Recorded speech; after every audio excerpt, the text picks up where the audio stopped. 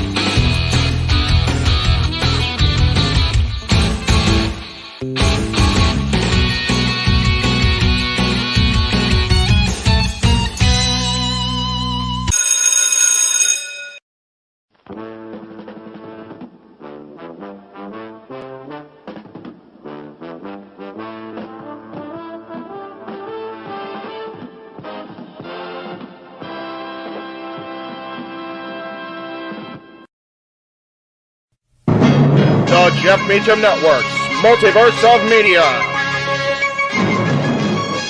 For over 15 years, the recognized symbol of excellence and the standard bearer in coverage of sports and entertainment.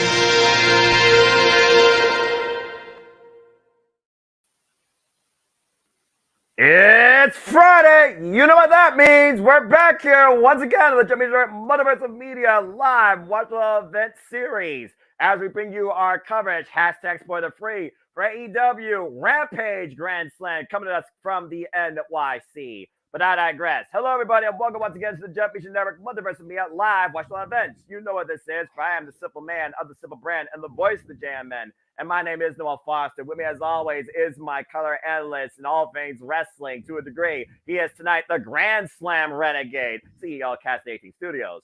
JJ Williams, JJ, here we are again in our sprint of live Watch the events. We went for Impact, we went through Opera Stadium on Dynamite. Now we come back and engage in 2 hours of Rampage with Rampage Grand Slam. And again, we are hashtag spoiler free. We know nothing except for what is to be seen. And I'm sure more is going to come out tonight as well. But how are you feeling? I'm feeling good, man. You know, it's good to kind of be wrapping up our trilogy of watch-alongs for the week. Right. I kind of feel like, and I know you're not a movie guy, so you may not get this analogy, but I kind of feel like this week is the Star Wars sequel trilogy. First two movies, same director. Middle movie, completely different director. We're bookending this trilogy of watch-alongs with AEW, and smack dab in the middle was Impact. A little bit of a different flavor, a little bit of a different change of course. Definitely wasn't a bad show. It was an amazing show. Each one stands on its own merit, but bookended by the same company with a little something different splashed in the middle there. Absolutely. Again, wrestling offers something for all under any umbrella. It's just to what degree that you are actually engaged or entertained by what you are seeing, or in this case, viewing and hearing. And for those that are tuning in, whether for the first time or continuing, thank you again across all of our platforms here. Please like, subscribe, comment, tell a friend. And if you want to dictate the conversation regarding anything, Super Chat at Cat City Studios. Super Chat, it is as simple as that. Daniel, good to see you. 25 Perez, TTM, good to see you as well.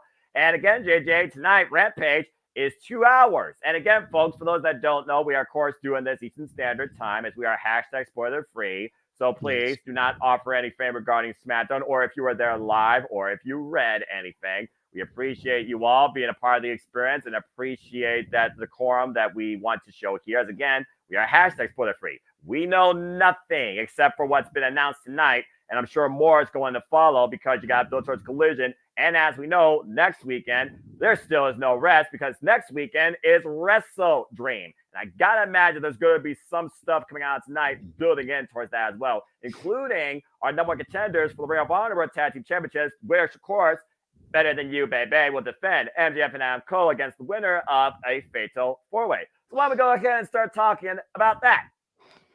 Sounds good, but don't forget, Noah, prior to Wrestle Dream, we're also going to have my NXT No Mercy the night prior.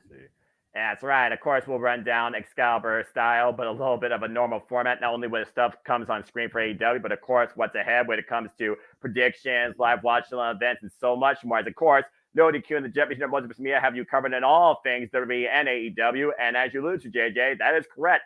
Next week, your NXT takes center stage in California as they represent NXT No Mercy. And of course, City Predicting will literally be live 1 week from the day, 8 p.m. Eastern Standard Time, with at least you and me here across the Jet Mission Multiverse of Media, 8 p.m. Eastern Standard Time. And for those participating in the NXT League, stay tuned, of course, for the forum and the updated leaderboard. And speaking of leaderboards, Purge for Passions. Work has been insane for me. The leaderboards for Impact and WWE will be updated in the upcoming week for those that have been waiting since Victory Road and Payback. And thank you for your patience.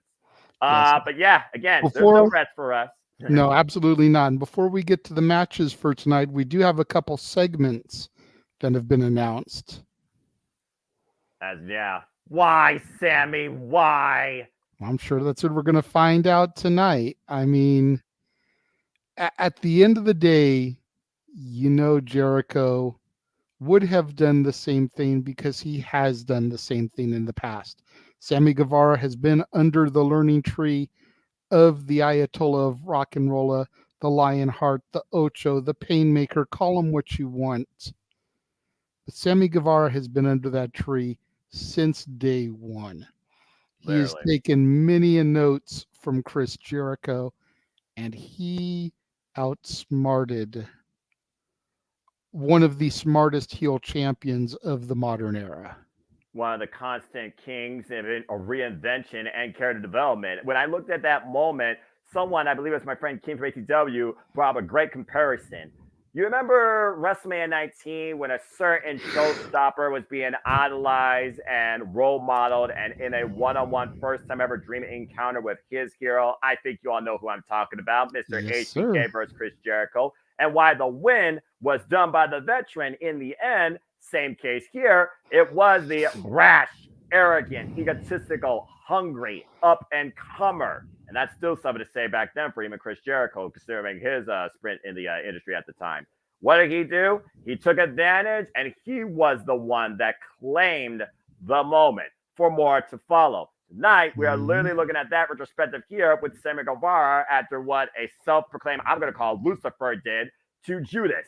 And we will see what the Invisible Hand and him have planned now that it seems they are working together. Is he officially part of the Don Callis family? Is Chris Jericho another target? Not primary priority number one, but a secondary target, like a secondary objective. We know who the next true target is for the Don Callis family. It's Kota Ibushi. It's just a matter of making the match official. And again, it all comes at the expense of Kenny. By God, Omega. Don Callis is literally trying to destroy two of the greatest competitors to come out of Canada and the wrestling industry. Kenny Omega and Chris Jericho. Here's chapter 2 of the Jericho saga. How does it unfold?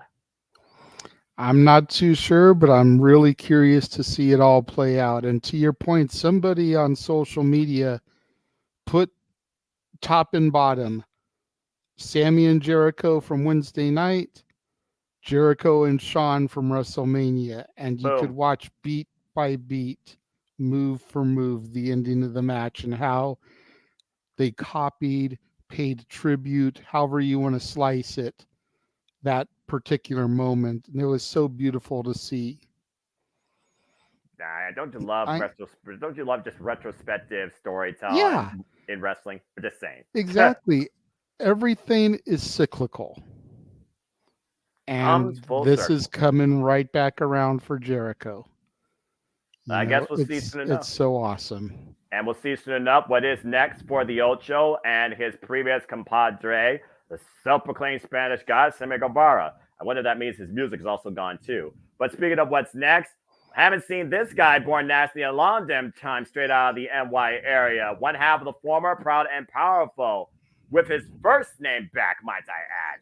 Mike Santana is in action. Again, we have no idea who he could be facing. I imagine it's going to be a local Yonkers boy, but I also wonder, will he be trying to send a message to the new Ring of Honor World Champion and former running mate, Eddie Kingston? Eddie Kingston even said, there's no bad blood. I even respect what you all did. But they've also been friends. They've also been rivals. And again, anything right now could happen in the NYC, as we saw on Wednesday night. But this is a huge opportunity for Mike to stand out on his own. Show us, what has he learned? How far has he grown? What direction is he going to follow now that he's solo? It's a very good point. You know, I don't know a whole lot about Santana or Ortiz. Not my LAX, damn it. But you digress. My LAX was Homicide and Hernandez. I agree. So I don't know a whole lot of these guys, but apparently it seems like they've got some serious bad blood going. I'm curious to see where this angle goes. But as you started to allude to before we started showing the images, this match. You know what I'm saying, man? Yeah, I mean, again, you and I could talk about all 8 of these people to a different capacity based on what we know. But to sum it up simply, you have former Ring of Honor World Tag Team Champions and a couple of teams that never even held those titles. You also have recognized teams of the wrestling industry, period. When you figure about the Hardys and the fact they've had over 20 different tag team accolades in their illustrious career, except in their current form, might I add, the Ring of Honor Tag Team Champions was the Broken Hardys that took the titles from the Young Bucks back in 2000 and I believe 18. Someone could fact check me on that. I might have the year wrong. Then, of course, you have the OGK. You have the Kingdom. You have Mike Bennett and Matt Taven. They are literally the guys that have been hungry for these titles since the renaissance of Ring of Honor. As Daniel's been talking about here, he sees that Kingdom come. I mean, it would be the first time that Matt Taven ascended a purple ladder to success, but no ladder is going to be involved here, I imagine. It's going to come down to first pinfall or submission. Again, Matt Taven, former Ring of Honor World Champion, and also Matt Taven and Mike Bennett are former two-time Ring of Honor Tag Team Champions. With the X Factor Maria Kanellas, they have to be the key favorite. The team that might be the most unknown, but you dig what I'm saying? What they're saying, that the man is alive. It is the Righteous, and the Righteous do have a victory over the Hardys in their Collision debut. Of course, talking about Vincent and Dutch. They are former Ring of Honor 6-man tag team champions. And a long period of time ago, it was Vincent that was rolling alongside TK O'Reilly and Matt Taven, ruling Ring of Honor in their kingdom as the Ring of Honor 6-man tag team champions. And then you have truly the underdogs of the match here that I want to see win, finally get a moment, deserve an opportunity, deserve a championship run, if nothing else for their work ethic, one of the strongest win-loss records in the entirety of AEW's tag team history. The Best Friends. And here I thought before this company even existed, back in watching them in New Japan, Chuck Taylor and Trent Beretta were going to implode on each other. Instead, every night, they have given the people what they wanted, but we haven't seen what we truly want, I believe, that have been fans of them, and that's them as freaking champions. Regardless, you gotta look at the dynamic of whoever wins this match will be facing MJF and Adam Cole, baby, at Wrestle Dream for the Ring of Honor World Tag Team Championships. So, JJ, looking at this field, thinking about experience, thinking about dynamic, thinking about the hunger, thinking about what they might offer, thinking about maybe history with being Adam Cole and MJF, particularly for two of these teams, if nothing else. What's your take on this field, and what's your pick? This is hard for me because I want to go with the Hardys just by default. I don't blame you. You know, you talk about experience, you talk about legacy, and that's the Hardys to a T. Like you said, they haven't really held belts since coming to AEW. Nope. So it would be kind of cool to see them get that victory, get a shot at the titles, possibly even claim the belts from Better Than You, Baby. But what does that say for Better Than You, Baby if they can defeat the legendary Hardy Boys? Exactly. You know, as you said, Ring of Honor, TNA Impact, WWF, WWE, HOG. WCW champions. Yep. You know, to have a team with that kind of pedigree fall to Better Than You, Baby, they truly can claim to be the best.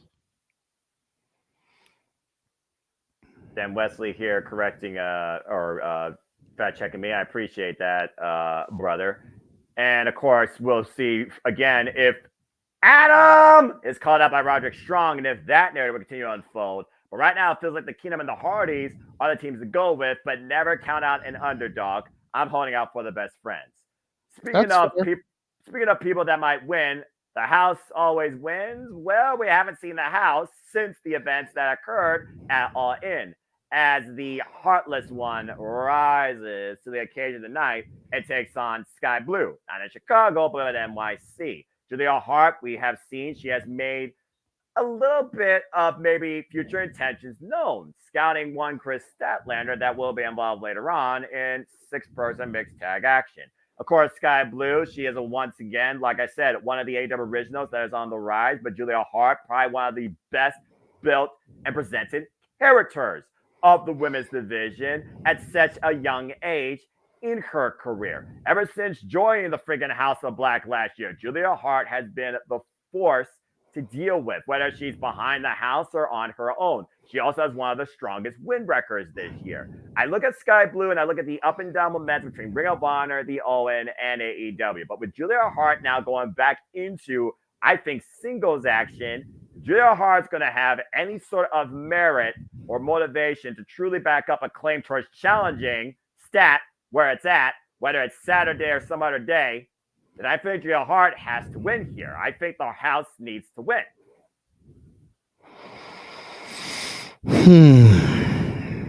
You're doing a good job on selling me, brother. I try. But I'm also being unbiased also on my thoughts, too, because you know how I feel about Sky Blue. Massive respect for her. I know. I love me some Sky Blue, too. But you make some serious valid points about Julia Hart. And dare I say, next to that bitch Jade Cargill, probably the best built woman when it comes to character development, story, strength in her win-loss record. You know, Britt is Britt. She's the same shtick every week. There's really been no depth to the character. Same with pretty much everybody except for now this Storm gimmick that's going on.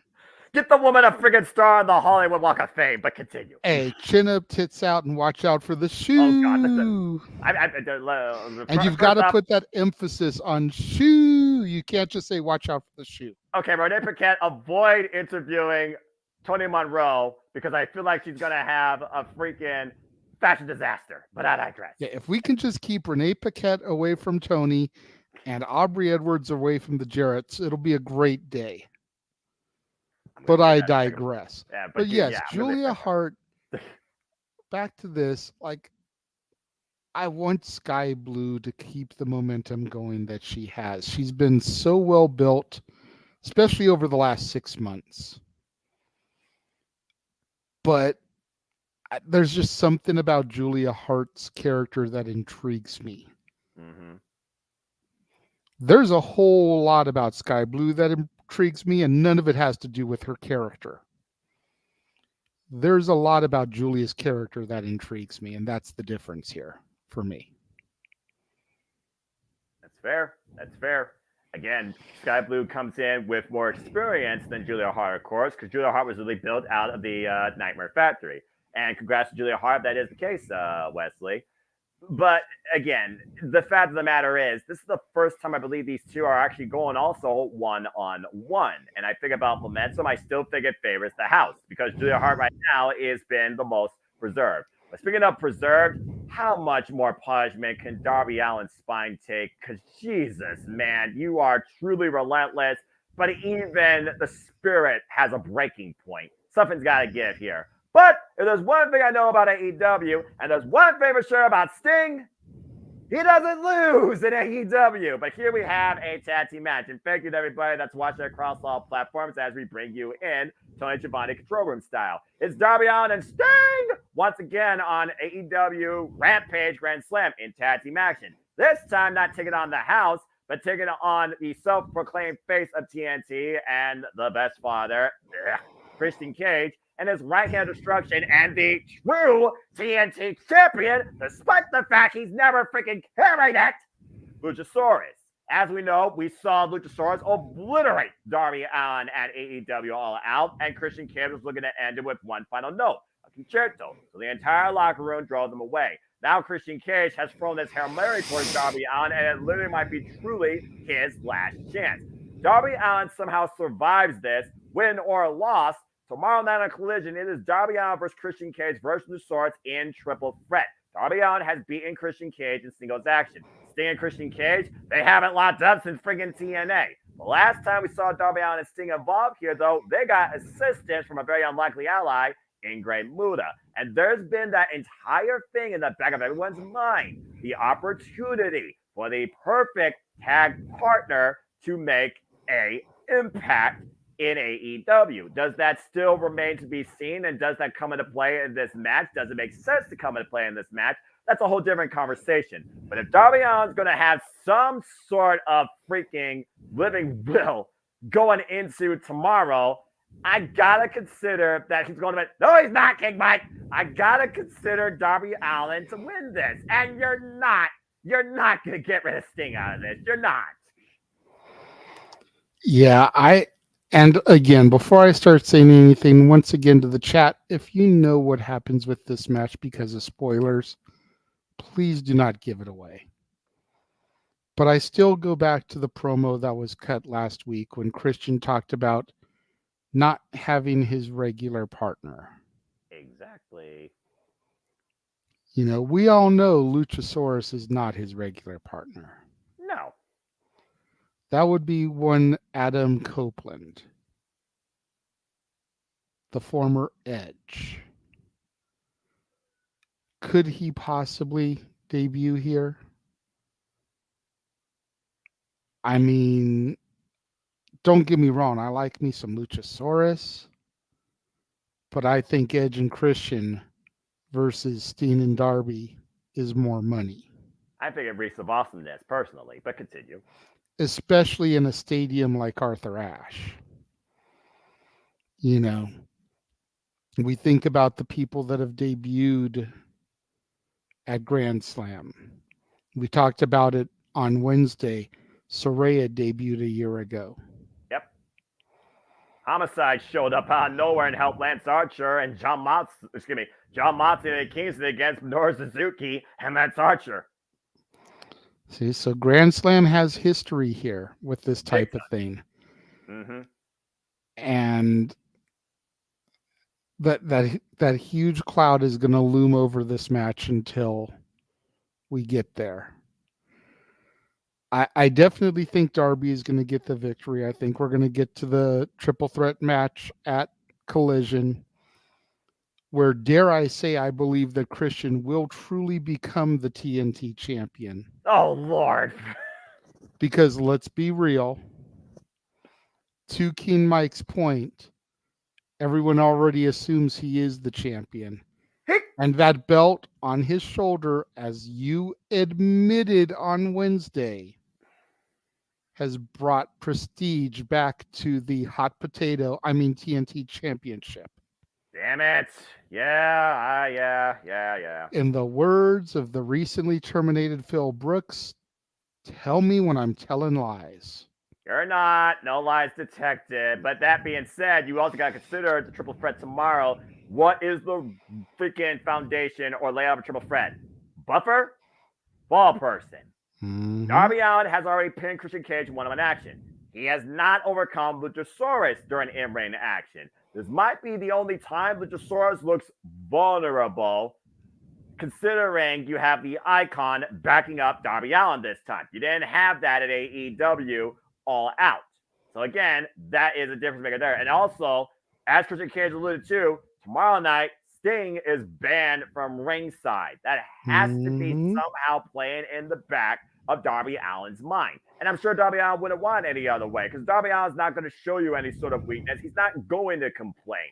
The guy literally will throw his life on the line, because that's how important he carries that TNT championship ever since the late great, God rest his soul, Brody Lee, and winning it off the title against the inaugural champion, Cody.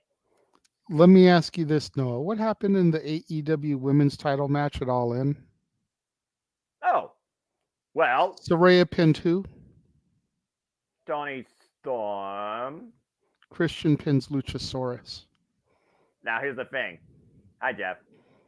Finger poke of doom style, or picks the opportunity and spears the man? Takes the opportunity. Darby is about to beat him. Unprettier. Christian picks up the victory. And Christian protects the TNT title for himself and Luchasaurus, himself only. But I digress. Speaking of titles, you see two titles involved in this match. We have the previous AEW National Champion, badly bruised but still freshly squeezed Orange Cassidy, teaming up alongside the FTW Champion Cook and fellow best friend and TBS Champion Chris Statlander, because that's where it's at, taking on 2.0. Daddy Magic, Cool Hand Ange, of course, talking about Matt Menard and Angelo Parker alongside the star of the show, Anna Jay. Now, clearly, this match is about Anna Jay trying to once again plead a case to challenge for the TBS Championship after previously filling against Chris Statlander in the AEW Dynamite main event during the early start of Chris Statlander's run. As far as Orange Cassidy goes, he used to be a champion. He respects Hook, though. I don't think this is going to set up an impromptu FTW championship. I think Orange Cassidy right now is just trying to figure out what he can be without being the international champion that meant absolutely everything to him. That's a whole different conversation. And as far as that match with Cool and Ange, you want to taste a sports entertainment? Well, here it is. Something tells me Hook's going to red run one of those two to sleep. And I think Anna Jay is still going to be left in the casting line, not in the lead row, to challenge for the TBS title again. I got to go with Hook. And if nothing else, Hook's an NY boy. I don't think they're going to have the NY boy lose. I mean, Hook's team can lose without Hook being defeated. You've got to wonder what kind of shape Orange Cassidy is in after that defeat by Jon Moxley. How much has his body recovered and healed? How much kinesio tape is he still rocking? Probably everywhere. You know, and Daddy Magic and Cool Hand Ange may not be the most technically sound individuals, but if they can take the opportunity and the advantage over Orange Cassidy, isolate and dissect, it's all it takes. It's 3 seconds. Yeah, I suppose. Again, all it takes is 3 seconds. And again, Orange Cassidy, this I feel like depression and trying to find himself. Losing here, it does probably make him question himself even further. Might literally say more than whatever, maybe what's next. But I just feel like right now it's just a good moment. And then if Orange Cassidy takes the fall, could start a program between him and Hook, because Hook technically lost in New York. True. Even though he didn't get the fall, his team still lost. He still got an L. Again, wins and losses matter in AEW, even if you're not involved in the decision or indirectly part of that side of that decision. So, again, there's a couple of things that can come out of this now that you say that. And of course, Hook previously defended the PW Championship against, I believe it was Angelo Parker, and put him to sleep in the Red Room. So we'll see what happens. And meanwhile, speaking of things that will happen, listen, Scissors in the chat. You believe the Acclaim will retain as they once again continued their world tour as the AEW Trios Championships, scissoring everywhere possible. The Acclaim and Daddy Ass defend the titles against the Dark Order. This will be the Dark Order's, I believe, third chance at claiming the Trios Championships after falling short in the inaugural tournament against the Elite last year at AEW All Out. And with this newfound dark nature, if you want to call it that, since that fight without honor against the Righteous, at the last Ring of Honor pay-per-view, big chance for them. But again, everybody loves the Acclaim. Last year, the Acclaim made a moment, becoming AEW Tag Team Champions against Swerve and Our Glory. Even if the ball was dropped the previous pay-per-view, that's a conversation for a whole different open mic night. Go check that out. Yes. That being said, if this is Daddy Ass' last golden run, I don't think they're going to cut it off this soon after they've only had, I believe, one defense of the Trios titles too. I believe the Acclaim will retain, and that's a mic drop. Yeah, I agree with you, man. I saw them unveil those championships, and I was like, okay, I want to get one of those. And then I saw AEW offer authentic replicas, and I saw the price tag, and I was like, Tony Khan, you can kiss my ass if you think I'm going to pay $4,999 for a limited edition, one of 10 replicas of the Acclaimed Trios tag titles. To be fair, there are people that actually will do that. I know they will. I'll go on eBay and I'll find an overseas seller that's hawking one for like $150. Hey, the holiday season's right on the corner, and that's a very real possibility. You're not wrong. You're not wrong. I'm just saying. I'm just saying, like, don't get me wrong. I thought those belts were awesome. I was like, yes, I will get me one of those belts. Me, you, and Jeff, the Acclaimed Trios titles, hold it down. And then I saw that. I was like, no. Not for that much. If I hit the lottery, I'll personally buy one to give out to the Jet Missionary Multiverse via just random draw. But yeah, that ain't happening. Prayers for passions. Yeah, you figure that's $15,000 right there for 3 of them. It's like, you know what I could do with $15,000? I could probably buy me a decent car. Same. It's something I've definitely considered, but that's just saying. Again, but besides that, the fact that the titles are way overpriced, I think it's safe to say the Acclaim will retain tonight. Agree, and that brings us to this. How finna you save this? Because this literally has the money, because we in the money. Enough of that. Sorry, enough of that. Okay, seriously, folks. Ring of Honor World 6-Man Tag Team Championships. Of course, the Mughal Embassy have been the, I feel like at this point, longest reigning, most dominant Ring of Honor 6-Man Tag Team Champions, especially since the company's reboot. However, Bullet Club for life, aka now known as the Hung Bucks, our previous Ring of Honor 6-Man Tag Team Champions. They held them for 201 days, won them back in 2017, beating Don Castle and the Boys, only to lose them to SCU at Ring of Honor 60th anniversary. So they are no strangers to these titles. Every makeshift trio and even founded trio, though, in Ring of Honor have failed to overcome the Mughal Embassy. But this trio is a whole different animal that I don't think even Prince Nana and his dancing saw coming. And I'm just going to put it out there right now. I think the Mughal Embassy deserves to remain the Ring of Honor 6-Man Tag Team Champions and keep the money. But with the whole idea of Wrestle Dream and Swerve and Hangman also probably being domino effect in this, I feel like one match is going to win for one side. The other match is going to win for the other. Where's the bigger win? I think it has to be singles on pay-per-view. but I'm not sure which way I'm looking at that yet based on him and Adam Page's past and also Swerve's win-loss record as of late too. But here's my thinking on this match.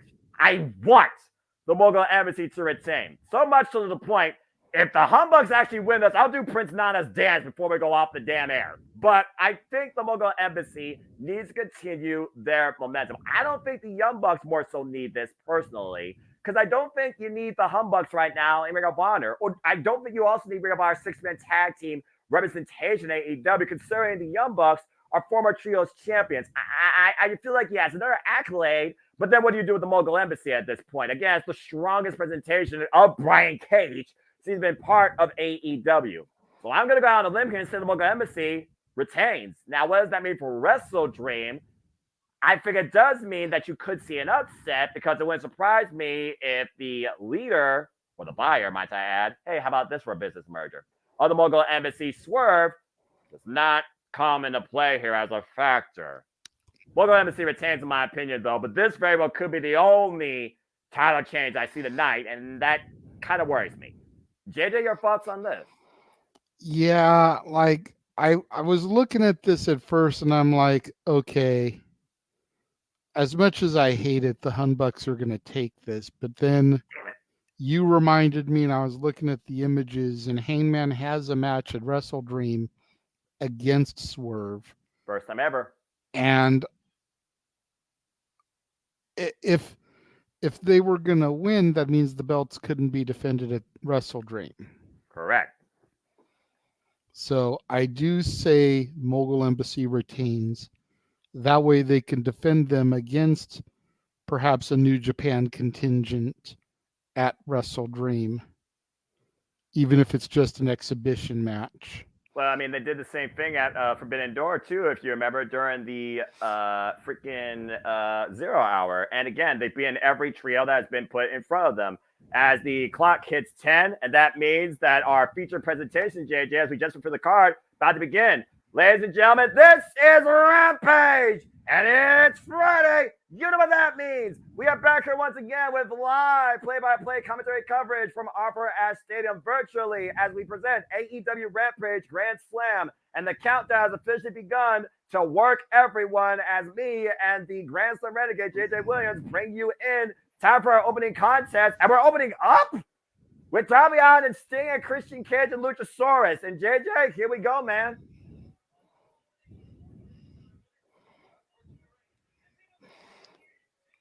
I don't care if it's a knockoff. I love this fucking entrance theme.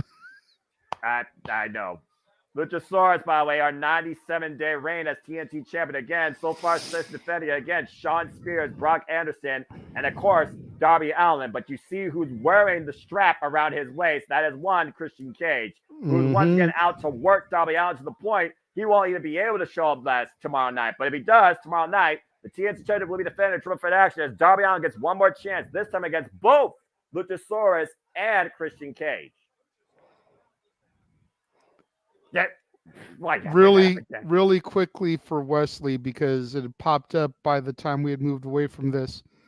The great thing about Edge's music is that WWE just licenses Metalingus. So all Tony's got to do is pony up the funds, and Adam Copeland could use the exact same song in AEW if he wanted to. Yeah, we'll see. Again, that's still a big what if. What's not a what if is the amazing record Darby Allin's had this year. You see that in singles action outside pay-per-view, he's been 10-0, and he's won over 19 singles matches. Of course, Sting, well, I mean, what can you not say about Sting when it comes to what he's done at AEW, flying like freaking New Jack at the age of 63, crazy bastard. What can you say about Sting about what he's done in this business for the last 30 plus years? That multiple time TNA champion, WCW champion, NWA champion. He is a freaking icon for a reason. Yeah. And that's just some of his stuff, by the way. I'm not going to run down the whole resume because that belongs prior to this match. For real. Member of the Horsemen, member of the New World Order, faced Triple H at WrestleMania. Main Event Mafia. Yeah. Like, the accolades that Steve Borden has are longer than the list of Jericho. That's saying something. Now we're talking about the list, right? Not the lexicon, right? Both combined. That fair enough, and that's And still Jericho's probably accurate. list of 1,004 holds. Most of them being armbar, That's armbar, right. exclamation point, armbar. Whoa! And speaking of arms, front arm first on the top rope as Sting and Christian Cage go to the outside, TNA. Bell rings are underway. By the way, for a traditional tag team match, one person league on each side. And Nick Wayne, by the way, in Darby Allin's corner. And let's not forget, it was a conscious choice to save Nick Wayne from a concerto that inadvertently, I think, cost Darby Allin the TNT title. Darby with that great suicide dive through the top and middle rope. And just got headbutt in the heart for his troubles by Luchasaurus. That's always a hot stopper, pun intended. Yeah, for Again, real. welcome to our coverage of AEW Grand Slam Rampage here on the WWE Media. We are hashtag spoiler free. Jesus. You got to wonder about Luchasaurus and those horns doing moves like that. Yeah, and like puncture a lung if you're not careful. And Or Darby his Allin, heart. Darby Allin's head might have been punctured after he went literally whirlwinding off the ring post, off the entranceway. And that's an elevated entranceway, JJ. Let's not forget that ramp is elevated above the ring. Yes. That was a hard fall. Steen already going to check on his partner, his protege, if you will. His Padawan learner. The guy that literally convinced Sting that you can still wrestle, you can still do this. And as Darby Allin literally said, his best friend. Darby Allin able to break the count. Luchasaurus drags the carcass of Darby Allin to Christian Cage. Christian Cage with the tag. And of course, Christian Cage taking the opportunity, quote unquote, to prey on Darby Allin ahead of tomorrow. Again, these two went to a 30-minute classic on Collision. And Darby Allin got the better of Christian Cage. He hasn't lived it down since. And keep in mind, Noah, there was a time not that long ago, probably about 5 years ago, where there was a huge question mark as to whether or not Christian would ever wrestle again. He had that surprise appearance in the Rumble reuniting with Edge and then became All Elite not that long after that. And he has really had another career resurgence here in All Elite Wrestling, much like he did over in TNA Impact back in the day. Yeah, except instead of Tonko, he's got Luchasaurus, and he's got a title to back it up. And speaking of titles, still to come, mixed trios match with the FTW and TBS Championship, alongside Orange Cassidy taking on 2.0 and Anna Jay. And of course, the Acclaim will defend the trios gold, looking at Scissor and Grand Slam here against the Dark Order. And of course, the Ray Barber 6-man tag champs on the line. We'll go Embassy defends against the Hung Bucks. Bullet Club previously, we have our 6-man tag champs. And that and still so much more to come as we are here for 2 hours as this is Rampage Grand Slam. And maybe it's just me, Noah, going back to your point. I feel like Luchasaurus is an upgrade from Tomko. Oh, I agree. You kidding me? I mean, don't get me wrong. I liked Tomko. He was a good big man, but Luchasaurus has got just this insane agility that you wouldn't expect a man of his size and his build to have. Considering the man's a former AEW World Tag Team Champion and has literally hung with the likes of Wardlow, to your point, and can flip like Keith Lee, like he literally is limitless, I definitely understand what you're saying. As for right now, I'm resting my quiet picture in picture. The action still continues. Of course, Saturday nights are all right for fighting, but Saturday nights are also all right for shenanigans. So stay tuned tomorrow night for a very interesting, as always, open mic night. Still here, yes. And so much more, as always, the Jumping Multiverse Media bringing you content every day in all forms of entertainment. Oh! Lots of stuff to discuss. A lot of it news that broke yesterday between all the releases, between the announcement of WWE having an Elimination Chamber in Australia, about SmackDown moving to the USA Network. Don't know if you heard the news today. Matt Riddle has been released as well. Add his name to the pile of everybody yesterday. Bro. So definitely a lot of stuff to discuss. Arguably, probably the biggest name that got released over the last 24, 36 hours. I think I still get that to Dolph Ziggler, considering he's a former WWE World Heavyweight Champion and also has longevity, but I digress. I hear where you're coming from on that, but Riddle's actually been featured on television more recently. That's fair. On the main brand, and not as just a jobber. Ouch, but fair. You're not wrong. And again, we'll talk much more about that, folks, on Open Mic Night tomorrow night, so stay tuned. Darby Allin trying to get back in this fight, though. Oh, and Christian takes him down with an elbow. As we're back in the cover, hooking a leg and a 2 count only. Christian Cage nearly taking Darby Allin out during the picture-in-picture that was only 90 seconds long. As Christian Cage and Luchasaurus are in full control right now of this match. Again, this great tags back and forth, just keeping the fresh man in. Again, isolate, dominate, keep your opponent in your corner, and quick tag succession. Don't use more energy than you need to. Oof! And you got to figure, we were talking earlier about the Hardys as tag team specialists, legends in the division, all their accolades. Christian can get his name thrown right in there. How great of a learning tree has Christian been for Luchasaurus? How about that tag team offense as Sting comes in immediately to break the fall? To your point, the awareness and savagery of Christian Cage, catching Darby Allin, whiplashing his neck across the top rope, and then literally catapulting him into the grip of Luchasaurus into a choke slam that would have been probably a near fall, but Sting didn't let it become a 1 count. And Christian Cage Savannah dives and hits nothing but canvas. And this is a pinnacle moment right now for both men, but Christian Cage stands between Darby Allin and Sting from getting the tag. Another thing we got to consider in this whole Darby Allin dynamic. Nice sunset flip. Never mind. Tag to Sting. The influence of Nick Wayne, of course, that literally has had Darby Allin as a mentor. And, of course, A.R. Fox, who literally was a mentor to Darby Allin. A.R. Fox, nowhere to be seen. And I wonder, again, is that wearing on Darby Allin's psyche? Oh, man, what a spine buster. And Nick Wayne's that matter. Because Nick Wayne and A.R. Fox, they still aren't on the best of terms after A.R. Fox assaulted him in his own home. Ooh. Sting stacking him up like Cornwood. 2-for-1 special. Stinger splash in the corner. Again, how the hell is this man doing this stuff at 63 years old? Fuck! Scorpion Death Drop, setting him up. Yeah, but Darby Allin literally lunging himself at Luchasaurus, trying to take his eye. And I think Luchasaurus is the legal man, and Darby Allin right now, and Sting looking for a 2-for-1 on Luchasaurus. Coffin drop, Scorpion drop combination. It could be all it needs. Get the pinfall there, Darby. Secure your opportunity for tomorrow on Collision. But Sting's still legal right now, JJ. But Darby does want the tag because he knows Christian Cage is alone. And Christian Cage is the legal man. Wow, shotgun drop kick. And how long has Darby Allin been waiting to get his hands on Christian Cage? And Sting making sure Luchasaurus will not be a factor. Once again, though, referee Stephon Smith distracted. Christian Cage takes advantage and might be looking to flip the switch. Kill switch engage on Nick Wayne.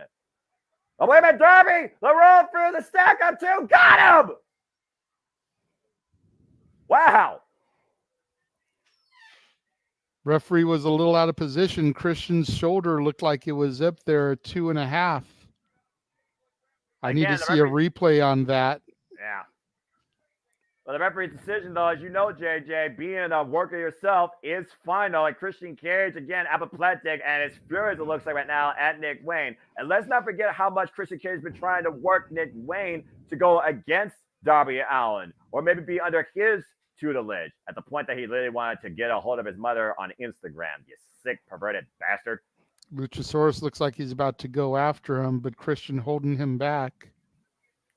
Yeah, and again, tomorrow night, Darby Allin will have one last chance for the TNT Championship. Can he overcome the self-proclaimed face of TNT, or is it truly them now and forever? We'll find out tomorrow night on Saturday night, AEW Collision. But tonight belongs to Darby Allin and Sting. And coming up next, Mixed Trios match will be underway as Orange Cassidy will, of course, be set with Hook and Chris Statler taking on 2.0 and Anna Jay. All Got right. a quick super chat from Walter here. He overheard us talking about Riddle. Said, so what was Riddle's reaction to the news? Hey, Matt, sorry you're gone. Matt replies, bro. And that's the end of the call. Damn. I mean, it sounds simple enough. I mean, seriously, that might be it. Thanks, bro. Bro, right. That's it. I mean, King Mike says, whoa, indeed. Well, I mean, yeah, the float over with the freaking cover and the jackknife, that was very good by Darby Allin. Firm base as well. And Christian Cage didn't know what to do with that. Walter, thank you very much for the super chat. Greatly appreciate it. Yeah, appreciate you, brother, as always. Which 6-man did they say was coming up next? That'll be the mixed one with Chris Statlander and Anna Jay and 2.0 and Cook and Orange Cassidy. Again, to go with your point, is Orange Cassidy trying to find some sort of bounce back, or is he just the guy that says no matter what he will always be here for the fans because this is his passion and he absolutely does love this, even if his body absolutely hates it. He already talks about how tired he is. At least now he doesn't have to carry a backpack. Yeah, true. No added weight on his shoulders for the time being. Yeah. But I'm sure he misses that weight already. Just saying. And of course, Chris Statlander, still our TBS champion. Hook, our new FTW champion after beating Jack Perry back at AEW All In and reclaiming the family heirloom. And please follow maybe it was just me, Noah, but did you notice when they were doing the Rampage intro, they still had Jade Cargill in there? Yes, throwing that out there, seems kind of weird to me. She's supposedly with the WWE. Creative has her listed as a high priority, but she's still on the Rampage intro. And not in a negative way either. Not like she's getting beaten, but she's standing there like flexing her muscles and stuff like, look at me, this is where I am. This is the status quo on Rampage. Again, it might just be one of those things that they haven't updated yet because, again, unlike Collision, they don't really update Rampage on a weekly basis. Collision literally is updated based on who they're showing, and I love that. Again, Collision feels like as old school as Premier Wrestling weekly content that I used to remember watching when I cared about TV a whole damn lot more. I love it. Can't wait for tomorrow night. I love the Collision product. It definitely gives that old school feel. Yeah. And let's see here. King Mike, Jade Bidding War, JJ? Nope. Jade is pretty much locked in with WWE at this point, my friend. Somebody posted a thing earlier today, and it was like, what if Deonna Purrazzo, Jade Cargill, and Kairi Sane all debut in the Women's Rumble next year? If WWE can actually book a rather decent, current, focused women's division, I'd be all for it. Again, I still have major criticism when it comes to the current booking of the WWE Women's Division, and I have heavy evidence to support that. Hello, Rhea Ripley. Where's your challengers? Yeah, I was going to say, I know you do, and I don't argue you, but what a way to kick off a new year and start a ball rolling in the correct direction. They already have announced Kairi Sane is re-signed. They just haven't debuted her yet. I think the rumor was that they had to finish up some dates in Japan before she could become clear of her schedule. Exactly. And speaking of clear, it is clear as day that stat is where it's at. She still is our TBS champion, not only overcoming that bitch in what is one of her best matches ever, but also overcoming the Doctor last week on Collision. She is currently 14-0, JJ, in singles action since her return from injury at Double or Nothing, claiming the prize, tagging alongside truly one of her best friends in and out of the industry, I would say for life, and our former incredibly bruised but freshly squeezed AEW National Champion Orange Cassidy. And arguably the greatest Titantron in the history of Trons. I agree. Again, as we also talked about, this is his first match since losing to Jon Moxley. A record this year of 22-1. Put that in perspective, folks. Yeah, and we know who the one was. And Jon Moxley, get well soon. As we did learn, he may have suffered a concussion, but he has cognitive enough, and it seems like he's okay. But also, we are here in New York, and that can only mean one thing. Santa Hook! Donning, of course, the Taz Orange. Well, jack-o'-lantern action there, getting ready for Halloween is Hook. Well, I guess the treat that keeps on giving is our current two-time FTW champion with a record of 36-1 in his career, the cold, hard, handsome devil, straight out of the 730. That is Hook.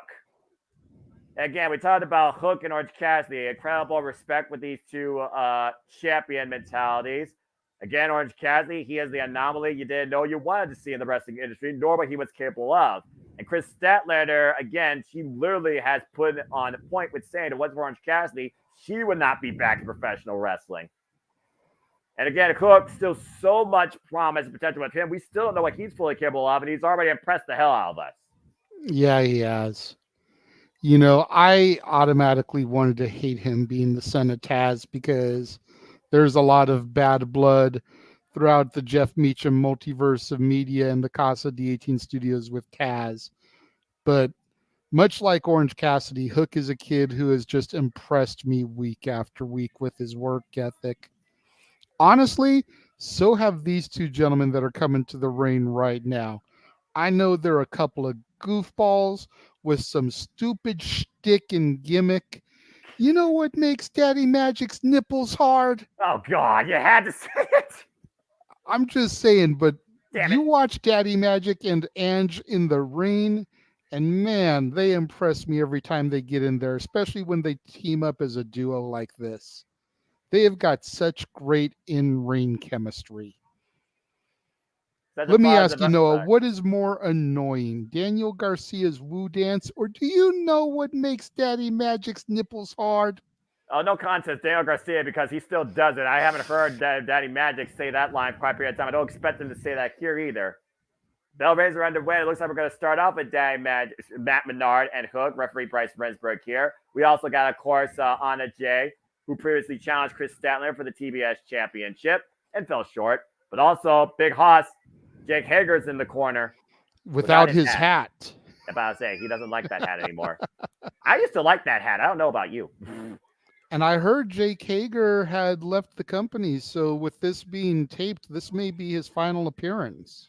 I mean, again, he's still also undefeated MMA. He has that going for him as well, the background there. And of course, as I said also during our pre-show, it was Cool Hand Ange that previously challenged Hook. Oh, God.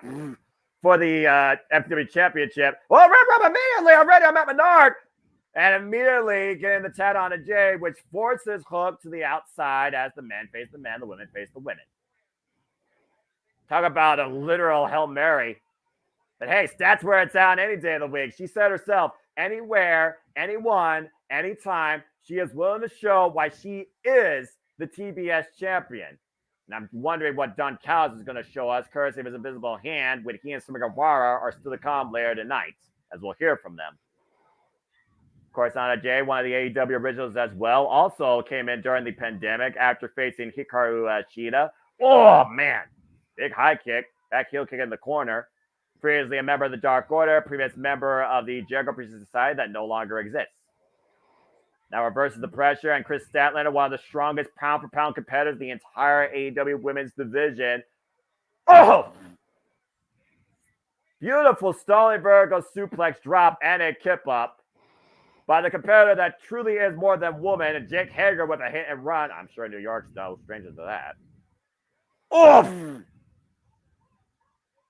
Again, you talked about the dynamic of Cool Hand Ange and Matt Menard. You see how Jake Hager, though, is playing dividends. And really, these four, they're kind of effective, pretty strong together. I mean, Jake Hager previously challenged Orange Cassidy for the national championship, who was in the corner, was 2.0. And Anna Jay, of course, was watching on from afar. But the thing about this that I find interesting, and we'll talk more about this when another female competitor takes our screen later tonight. The cover, though, by Cool Hand Ange on a hook, gets a 2 count. Nice float over there. Beautiful float over. It was Julia Hart that says, no matter what, you will always be alone. To a degree, I think Julia Hart still is right about that case, because Anna Jay, she kind of like is just there. She really hasn't found like her setting. Tag.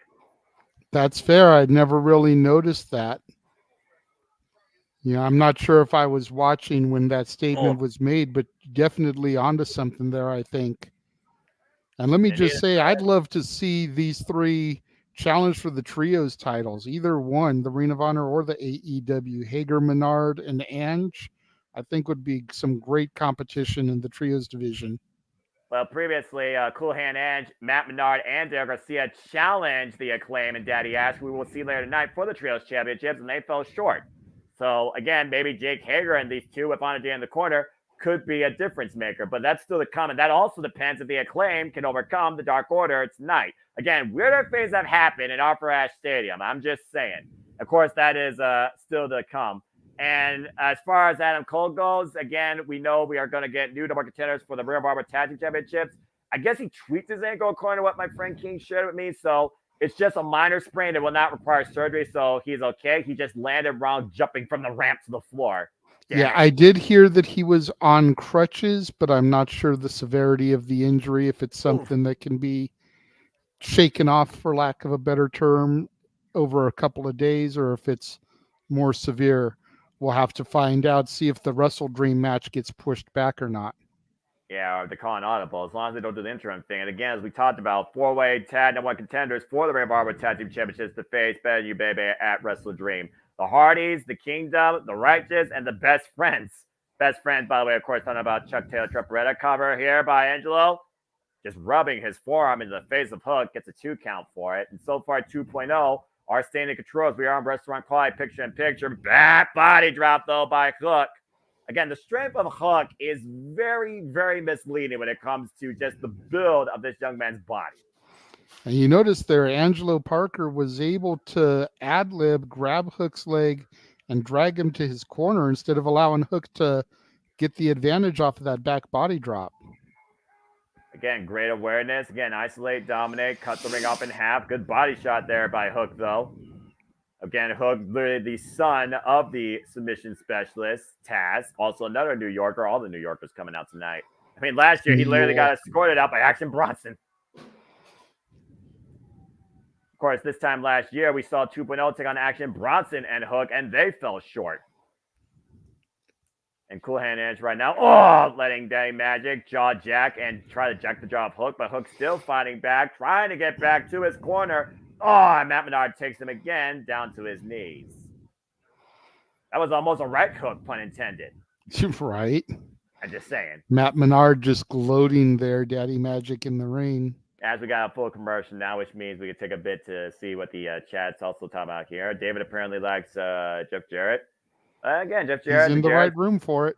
About to say, you're literally talking to people that literally talk the highest degree of Jeff Jarrett in and out of the capacity of the industry. And again, I already talked about when it comes to the Jarrett name. I respect what they've given to the industry and its growth, whether it's AEW or TNA or even beforehand, as the Jarretts have really spanned generations, even beyond my freaking lifespan. I give respect where respect's due. Okay, there's a reason why I'm the unbiased play-by-play guy of this thing, and I love it. All right, I recognize, the resume. Doesn't mean I have to like the character that I see on screen, but that's a whole different conversation. Yeah, it's perfectly fair. It's like, again, Tony Storm lost her damn marbles, and I'm sure we haven't heard the last of our leading actress, the portrait of a star. Still probably yet to be interviewed by RJ Sid as we are back here on AEW Rampage Grand Slam, and Hook just took 2.0 down, 2-for-1 special. A little bit of double team action there by Cool Hand Ange and Daddy Magic. Orange Cassidy now the legal man, and Orange Cassidy, is he going to try or is he actually going to fight? Like you said, JJ, this is actually his first in-ring action since losing the title to Jon Moxley just 3 weeks ago at AEW All Out. And Orange Cassidy to the top rope. I haven't gotten a good shot of his back yet, but I'm not seeing any kinesio tape visible. But hands in the pockets, Orange Cassidy engaged, hits a drop kick and a kip up. And so far, he is not showing any of the scars of his previous reign. Whoa! Nice dope, Jake Hager. I see no kinesio tape, so that's a good sign for Orange Cassidy there. Well, again, he actually took 2 weeks off from in-ring action. That has to count for something. There you go. And meanwhile, Hook trying to come in, save Orange Cassidy from a double suplex spot here. And now Hook and Orange Cassidy looking to take 2.0 over. And wait a minute, Anna Jay coming into the fray now. What the hell? The hell's happening? I love when they do this spot. Oh, Lord. Now here comes Statlander, because as you like to say, Stat is where it's at. And indeed, it's Team where it's at. Babyface. Team Babyface with a triple German suplex on 2.0 and vertical. Anna Jay. I love it. I love that spot. I always love that spot. Yeah. That spot for me is kind of like the Tower of Doom. The only difference is the Tower of Doom spot seems to get played out. Oh! But when done right, it's always so pretty to see. Yeah, but not for the person that's at the peak. Oh, man. Exploder by Hook after the freaking step-up elbow drop to Orange Cassidy. Hook taking control here. Hook is not the legal man, by the way. But Hook Another ran one his to Daddy screen. Magic. Uh-oh, and Cool Hand Ange about to meet Daddy Magic the hard way. Suplex on top of his partner. Oof. Now Anna Jay trying to get involved here. Away Magic Hager. Oh! And again, Jake Hager. Orange Punch connects! Anna Jay now. What the hell is this Queen woman doing? A Queen Slayer Orange Cassidy? Oh, wait a minute. Chris Statlander up in the electric chair position. Nowhere to go. But again, not legal. And Hook trapped in the red rum of Matt Menard. Planted face first on Jay goes courtesy of Stat. And again, the two legal men. Orange Punch connects the Cool Hand Edge. Good night. The clock hits midnight. Orange Cassidy with the win. Great finish. By all three members. Very chaotic, but still really well done. It would have been really easy for any of those people to fall over the other the way they were orchestrating everything in the ring. Kudos to all of them. And a cold hard handsome devil and our freshly squeezed previous champ. And of course, Stat where it's at. Stand victorious tonight at Upper Ash at Grand Slam Rampage. Got to give the people what they want. Meanwhile, oh God. A little bit of QTV action. Harley Cameron and Aaron Solo. Maybe we're going to get a scoop. Who's that guy? What the hell? TV. Oh, Lord. How far have you come, you freaking former Intercontinental Champion? So it looks like they're going to roll some footage. Oh, that's right. Harley Cameron has to say it.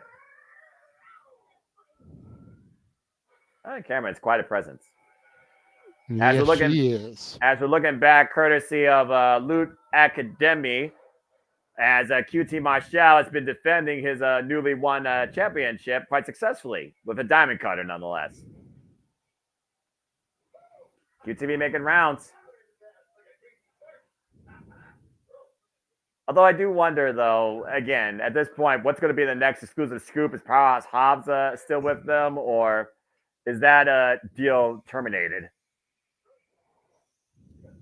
Oh, and speed of which. Oh.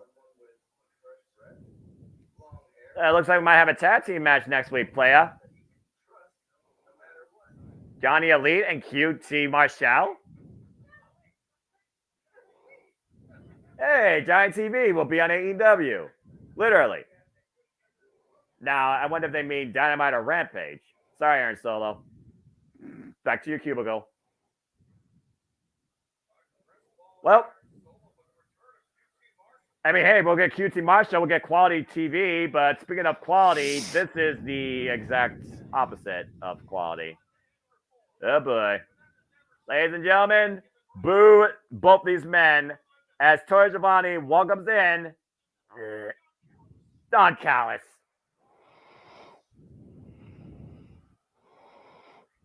Ugh. You think about the most despicable, deplorable, truly hated individuals of the industry. This man has to be in the top 10, if not the top 5 of all time with his recent history. Of course, now escorting what he calls the Alpha, Konosuke Takeshita, christening him the new god of professional wrestling and turning his back on Kenny by God Omega. Now furthering his toxicity and evil influence and dark presence with this ridiculous aura type, not even female, I don't know what the hell you call this horrible opposite of white noise, dark noise, black noise. As Don Callis, again, we saw his influence last week with Sammy Guevara, and hopefully we'll get some freaking answers. I've never seen a man live off so much hatred on screen in my life. Besides this man. Seriously, JJ. Oh, God. He's got a mic. Again, why does everybody disrespect Tony Schiavone? The nerve. No respect. And thank you again, everybody here across the Jimmy and Mia for tuning in to our coverage of AEW Rampage Grand Slam. As we might have a moment here as the audience is booing, and I mean fully booing, Don Callis out of not just the building, but probably all of New York City. Your silence speaks volumes, JJ. I mean, it's a Dominic Mysterio situation here. You legitimately have to be quiet so that you can hear what he's saying, because he's getting booed so loud you can barely hear him. Yeah, no amplified microphone needed. Oh boy. Well, there you go. The newest member of the Don Callis family, Sammy Guevara, who it looks like for now is still coming out to his original theme. I guarantee you that's not going to remain here much longer. Yeah, no, that's way too bright and flashy for someone of the Don Callis family. Let's talk about speaking flashy and bright. Look at what Sammy Guevara's wearing tonight. He looks like a whole new man. Looked like he went to Razor Ramon's yard sale. Hey, yo. Well, I don't know if I would call Sammy Guevara a bad guy. I would definitely call him a hated guy. But maybe we'll finally hear what Sammy Guevara has had on his mind. How long have he and Don Callis been in cahoots about this thing? The whole time. You see him shaking the hands of Don Callis and Kadosuke Takeshita. The family has grown. And also that at that point, I would say Don Callis' power. Noah, could you imagine these two as AEW tag champions? Oh, Lord. Well, I mean, FTR, they are on an escapade to literally call out every young duo hungry enough to try and beat the top guys, to try and take the titles from them. If FTR does overcome Aussie Open and still remain tag champs, this very well could be a duo to be reckoned with. And that's if Don Callis' MO fits that. That's fair. And thank you very much, Joe, for acknowledging our product. Appreciate we do our bro. best for you and the rest of the fans. At the end of the day, it's about enjoying life and enjoying wrestling and engaging in it. Whether it's free or pay-per-view. Well, who doesn't hate Don Callis?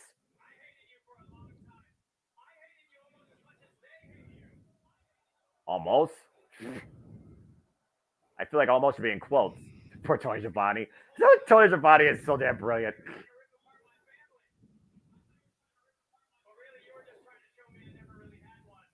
Oh, God. You freaking sellout. Definition of sellout. Ugh. And why did you portray the old show? The guy that literally brought you to the main stage, to the main event since day one.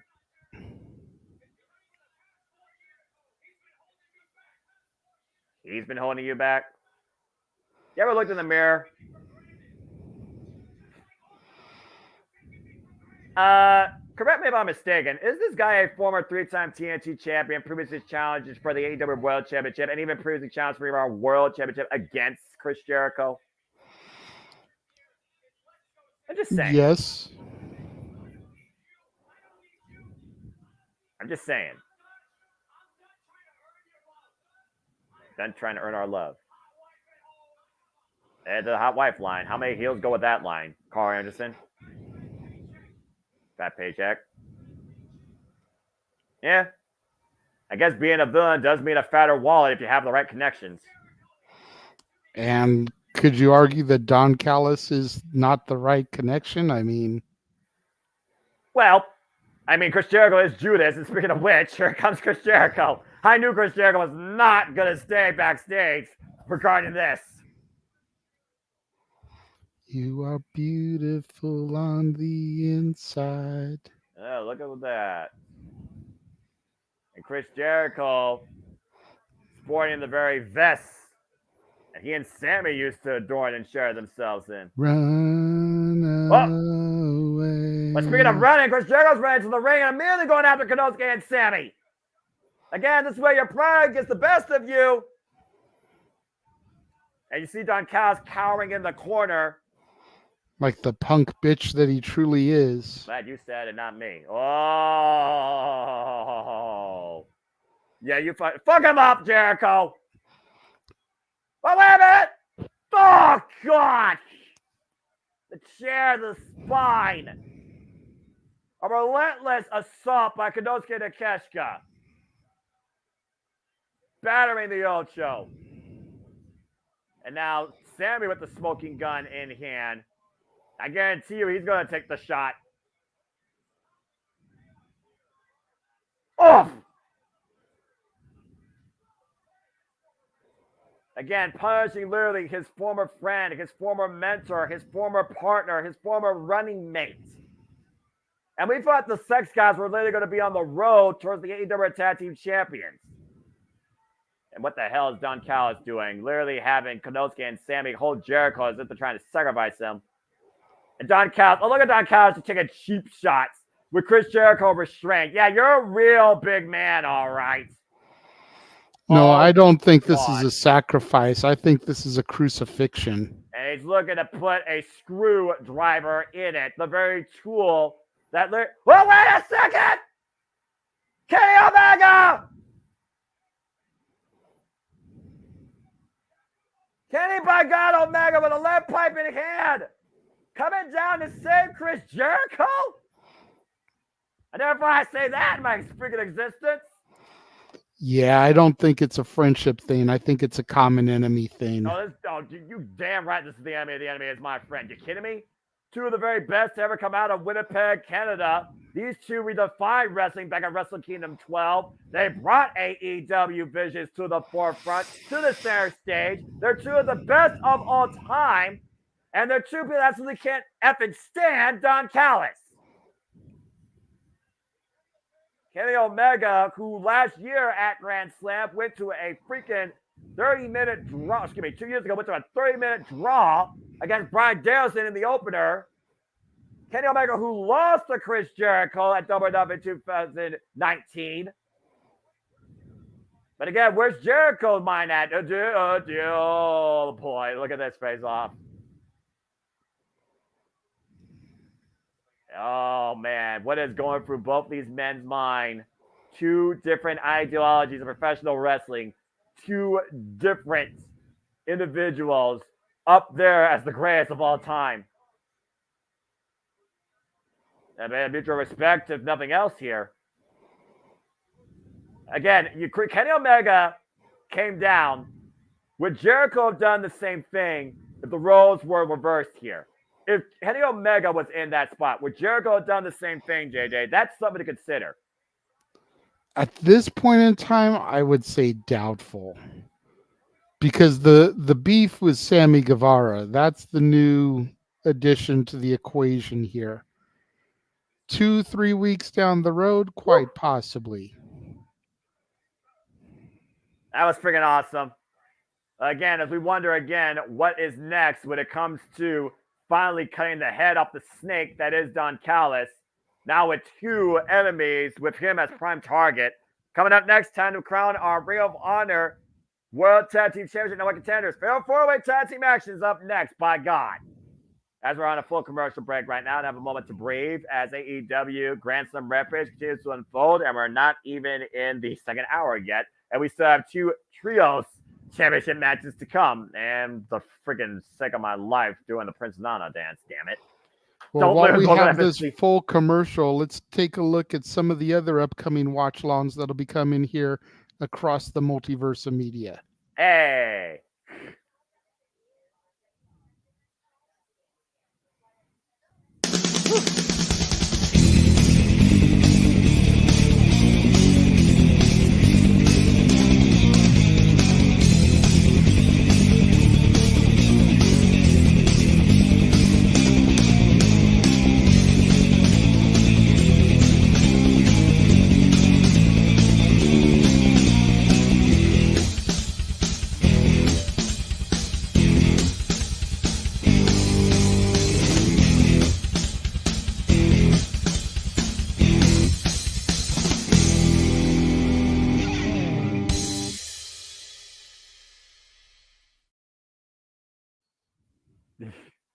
And of course, as we know, we also have Elimination Chamber now officially. Now that'll be down under in February. But again, as I always like to say, all the wrestling, all the professional wrestling, damn it, and sports entertainment. But I digress.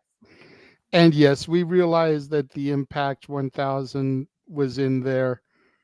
Make sure you go back in the archives across the entirety of the multiverse of media.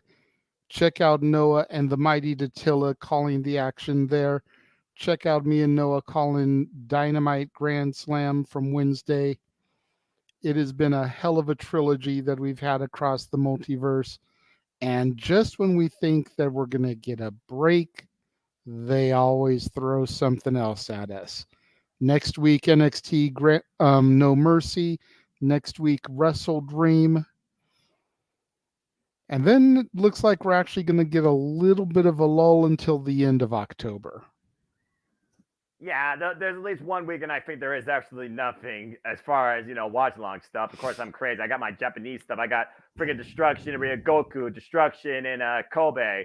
And I know Jeff was very enticed with that one graphic that's come out. Again, there's no rest in the wrestling industry, as, again, this industry is perpetually going, growing, and challenging in every capacity. Absolutely. And we do see some of your guys' questions in the chat room. If you would like to dictate the conversation during these lulls and breaks like that, make sure you super chat. It's as simple as that. And again, we appreciate all y'all for tuning in, whether it's your first time or continuing. Please like, subscribe, comment, tell a friend, and please super chat Cassidy Studios. Give this man super stickers, show him some love. He monetize, if you will. I'm not. I'm happy to support him. I'm happy to bring my passion in. And speaking of which, we're back in with Alex Marvez, who is backstage with Kenny Omega. Maybe we'll get some more details regarding what we just saw.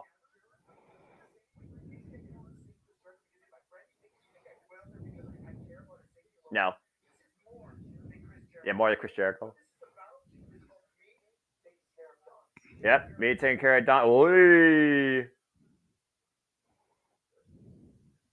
Okay. All right. So Jericho, appreciate him. Hell no. It was literally based on the rivalry. The rivalry literally built the groundwork of it. Jericho Omega united to take Don out?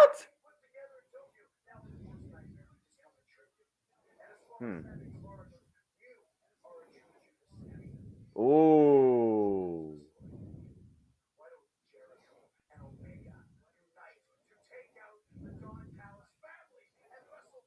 What?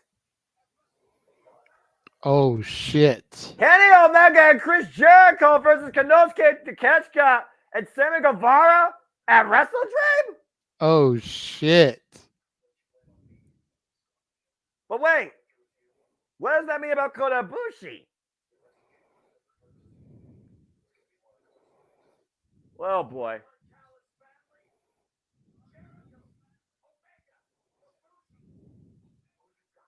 Wait, 6-man?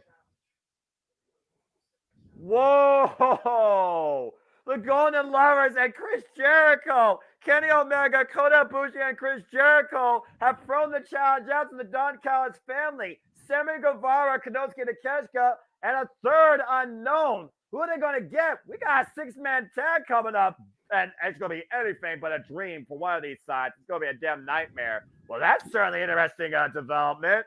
Huh. Right? I don't think that was on my bingo card. No. Again, they even said it. Chris Jericho, Kenny Omega defined the foundation of AEW. Wrestle Kingdom 12 defined what could have been AEW. We didn't even know this could possibly be a thing or could exist in 2023. It was Don Callis that brought Kenny Omega and Chris Jericho together in hindsight at Wrestle Kingdom 12. And now we stand here in 2023 with Omega and Jericho together, not as opponents, but as partners against a united adversary. But speaking of stand united, we'll see which tag team stands united and strong enough to outlast the field as we once again now return back inside the arena. It is fair four-way tag team match, double contendership. The Kingdom, the Best Friends, the Righteous, and the Hardys. One of these four teams is going to Wrestle Dream the challenge for the Ring of Honor Tag Team Championships. Man, a lot of stuff is happening. And when it comes to Matt Taven, you can always expect a game plan from this guy that will call everybody else a Melvin. We've seen how much he's manipulated teams like the Young Bucks, like the Briscoes in the past. And speaking of manipulation, it doesn't get more manipulative, cloudy, downright bizarre than Vincent and Dutch, the Righteous. Dig what I'm saying, man? Of course, the Righteous won their AEW tag debut against the Hardys on last week's Collision. Those that don't know, they are former Ring of Honor six-man tag team champions prior to the TK regime. But since becoming part of AEW and the new Ring of Honor, they brought their own form of violence as their own version of the gospel to bring out what they believe needs to be brought out of this society where the man's been telling them lies. This guy's as cryptic as they come. He is bizarre. So, JJ, you can talk about this team that's not bizarre, but definitely probably your first ballot pick to win. Yeah, absolutely. I'm so happy to see these guys back to, for lack of a better term, normal Hardy Boys. You know, not broken, not woken, not Will-o'-the-Wisp. You know, Matt and Jeff. The Matt and Jeff that I grew up with. Trying to get a shot at a championship that they have held before, the Ring of Honor tag team titles. You know, why is it that I had Joe Gacy's theme go through my head, though, while the Righteous was coming down to the ring? I'm just curious about that. Oh, God. Well, love is blind, but there is no love when it comes to the Righteous besides what they love to do. The one that still has his shirt on reminds me of Gacy. The other one reminds me of a Rob Zombie wannabe. You're talking about Dutch, who I think has been to one too many KFCs in his life, who looks like the most psychotic colonel I've ever seen, and also the villain from Far Cry 5, but I digress. Anyway, bell rings are underway. We already got four corners of action. Senior official Paul Turner here. Again, only two men should be legal at the same time. And right now you have all four teams in opposite tandems squaring out what the hell is about to happen here. You got the Righteous pairing off against the Hardys, the Best Friends pairing off against the Kingdom. Oh! And look at that four-way action right there. Axe handles taking down all four men, the Righteous and the Kingdom, as the Hardys, the Best Friends, stand tall. Jeff Hardy, wait a minute. We're going to get it? Well, I mean, hey, JJ, even in tag team warfare, yeah. Oh, come on. I wanted to say it. Damn it. Anyway. Give it time, Noah. Give it time. It's still early. All right. Well, anyway, to go back to what we're going on here, let's look at this really in perspective. Oh, we got two teams that are part of AEW and two teams that are more often part of Ring of Honor, actually. Oh! And Taven catching Dutch running in off the ropes with that kick. And meanwhile, Matt Taven flies! Throwing caution to the wind over the top rope, wiping out the field. Looks like Trumperello wants to follow High Pursuit. And why not? Anything you can do, I can do better, right? I can do anything better than you. Oh, wait, shut. You got to give the people what they want. There we go. Oh, man. And now Chuck and Trent looking to give the people what they want again with stereotypic Carlos. Very nice. Wiping out the Kingdom and the Righteous. The Hardys nowhere to be found, though. And this is a loaded match. Who will get the better of this fatal four-way? Stay tuned to keep you in coverage with the action and restaurant quality picture in picture.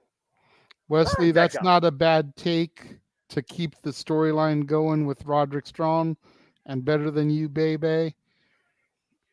Yeah, for some reason, I just feel like the Hardys would be the ultimate icing on the cake. You know, let's save the Kingdom match for something like Full Gear.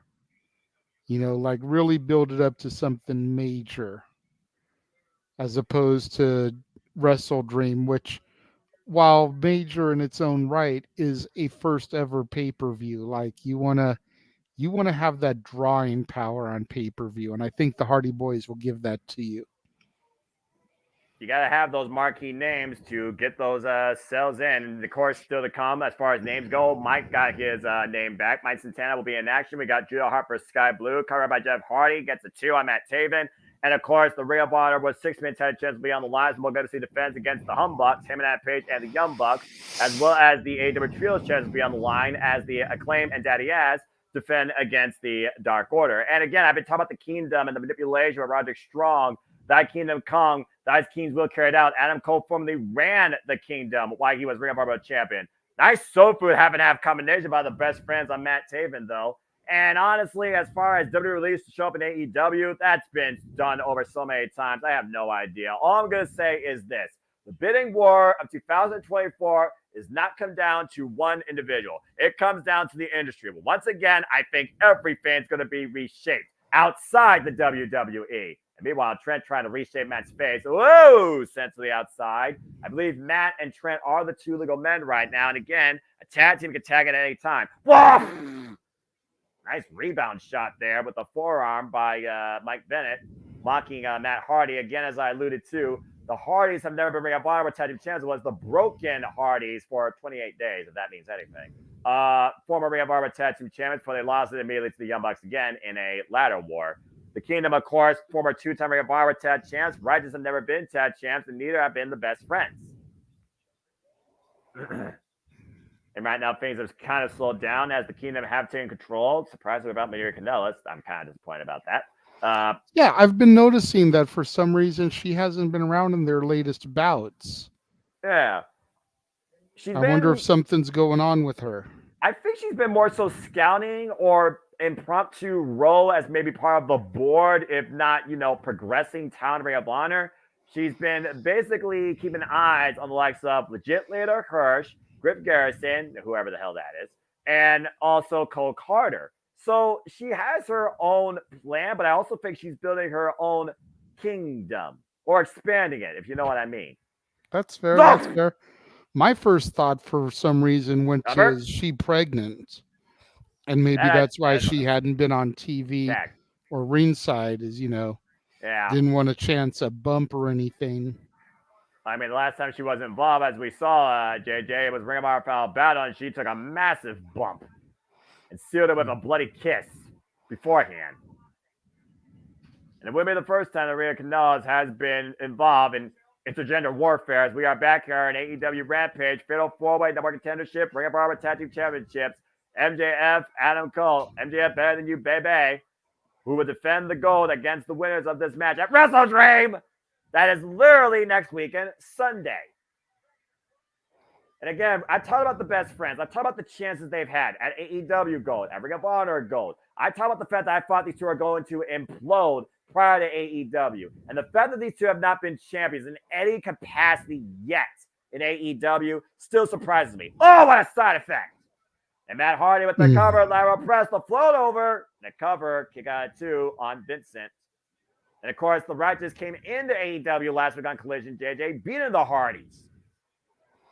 That's definitely a great way to make an impact, to make a debut, going up against and defeating a legendary tandem like Matt and Jeff, the Hardy Boys. Pioneers of the TLC, pioneers of tag team wrestling. We talked about their accolades being 6-time, I believe, WWE Tag Team Champions alone. Impact, TNA, HLG. You put a company's name in front of them. The Hardys have been tag champs for them in some capacity. And rightfully so. Oof. But again, it was the Broken Hardys that were Ring of Honor tag champs, not the regular Hardys. Nice poetry and motion there. Of course, you see how many tags have allied the Hardys, including Private Party tag. Quick tags made right now by the Hardys. Matt and Jeff in control. There's the Manhattan drop to Vincent, the double leg. And I know what Hardy's going for here. Off! 2 boots and the follow-up drop kick. Jeff Hardy right now working on all cylinders. Nice elbow drop the cover, and Dutch breaks it up. And so far, we are down to 2 teams right now. The Kingdom and the Best Friends have been neutralized. Looking for Twist of Fate. Dutch counter, though. Oh, God! Black hole slam. That's a big old black hole slam. Our boss man, some of the hell you want to call it from that big man. Now Vincent up and around. Wow, Russian leg sweep. Beautiful and rotation. Action fast and furious right now. Everybody's just looking for the opportunity, jogging for position. Again! Big boss man slam by Vincent. taking everybody around and sending them to the ground. And the Righteous are on fire right now. That's why I say that. Oh! Beretta flying in with the knee, and Beretta looking to fall up again. The count, no way. Rising knee strike by Chuck. Now Trent with the hook, and German suplex to Dutch. Oof. Again, fatal four-ways, JJ. Don't be involved with the decision. You can find your opening at any time. Of course, we saw previously at the pay-per-view with fatal four-way action that the Ring of Honor Tag Team Championships changed hands when the Lucha Brothers lost them to Aussie Open. Oh! What the hell? Right in the gonads. Crunch punch and a half. And a Hail Mary pile driver stuffed him. Here's Taven in the cover on Chuck Taylor and the kill. Wow, I thought that was going to be it right there. Trent Beretta at the last second breaking up the 3 count. And again, Matt, twist the fit now. Chuck Taylor by Jeff Hardy. And Jeff Hardy might be looking to go to the high-risk district here. Could it be a swanton, Noah? Could be, or could be a big old crowd. What? A blind tag! Blind tag!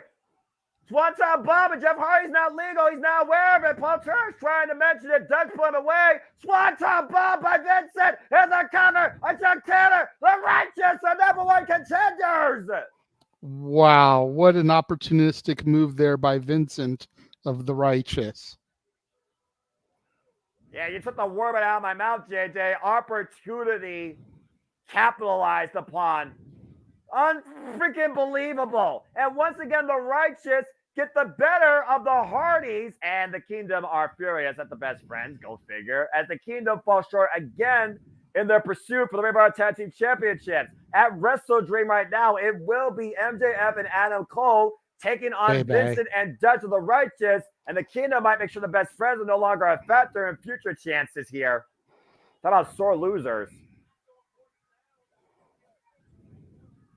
Again, you hear Matt Taven jaw-jacking Trent, blaming him for the loss, and Mike Bennett, we all know the hothead that he's been. Talk about temper tantrum, good grief. I mean, you lost, guys. You weren't even involved in the decision. I mean, do you really have anything to say? You knew the risk going into this. You knew what could happen. Well, as the Kingdom make their way out of the stadium, Hour 2 begins immediately here, folks. As we continue AEW Grand Slam Rampage. Again, if you're just now tuning in, welcome to the action. You know what this is. I'm the simple man, the simple brand, the voice of the JMN. My name is Noah Foster. With me, as always, is the Renegade of Grand Slam, JJ Williams. And again, as we just saw, JJ, it was the Righteous, man, that are the #1 contenders for the Ring of Honor World Tag Team Champions. I did not think I was going to say that tonight. Yeah, it definitely was one of the last teams that I thought was going to win. But after that big victory over the Hardys on Collision, it's also not too surprising in retrospect. Hindsight 2020. Well, talking about some hindsight, let's go ahead and hear from the guy returning tonight, Born Nasty, formerly Proud and Powerful, one of the meanest men to come out of the NYC, Mike Santana. We haven't seen Mike Santana since that injury he faced. He's been out of action for over a year now. It's one of those things when you're away from the ring for so long, you do kind of question yourself. You question your existence. And again, he's rolling solo, JD. This is the first time since he's been a part of AEW. He is on his own. And that's a whole different challenge to face.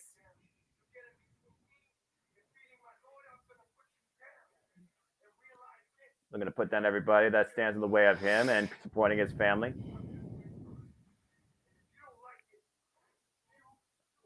Oh.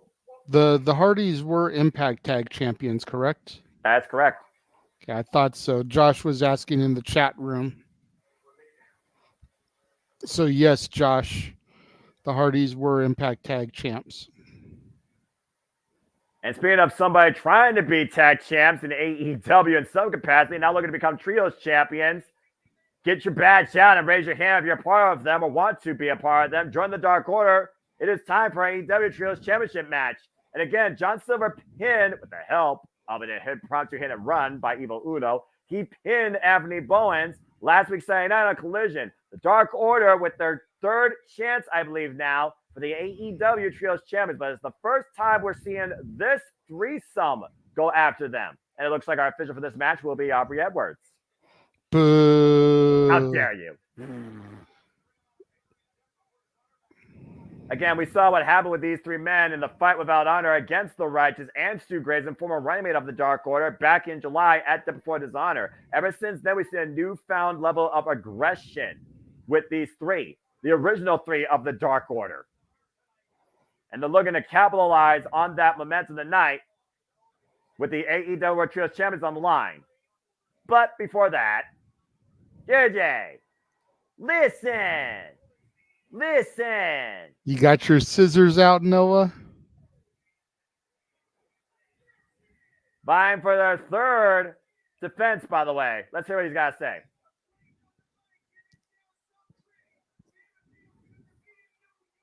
Yeah, there you go, the New York Pop. Damn.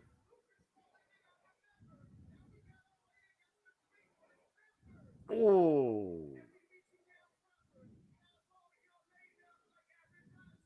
Ah! And of course, he has to be political. Chat, get your scissors out. As Bullets once again tells New York City, wearing number 37, that the Acclaimed have arrived. There's the sign, and it just got weird. How this act worked, I will never know when you figure about scissoring in out of context. Oh, God.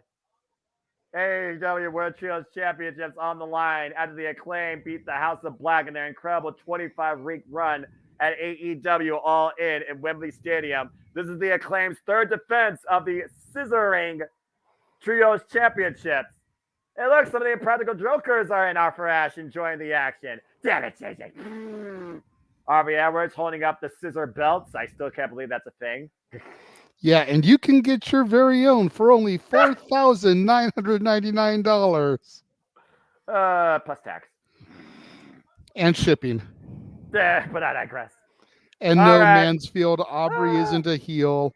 It's just me trying to mess with Noah because of her involvement with the Jarretts and him believing that she is the pure and most, what is it you call her?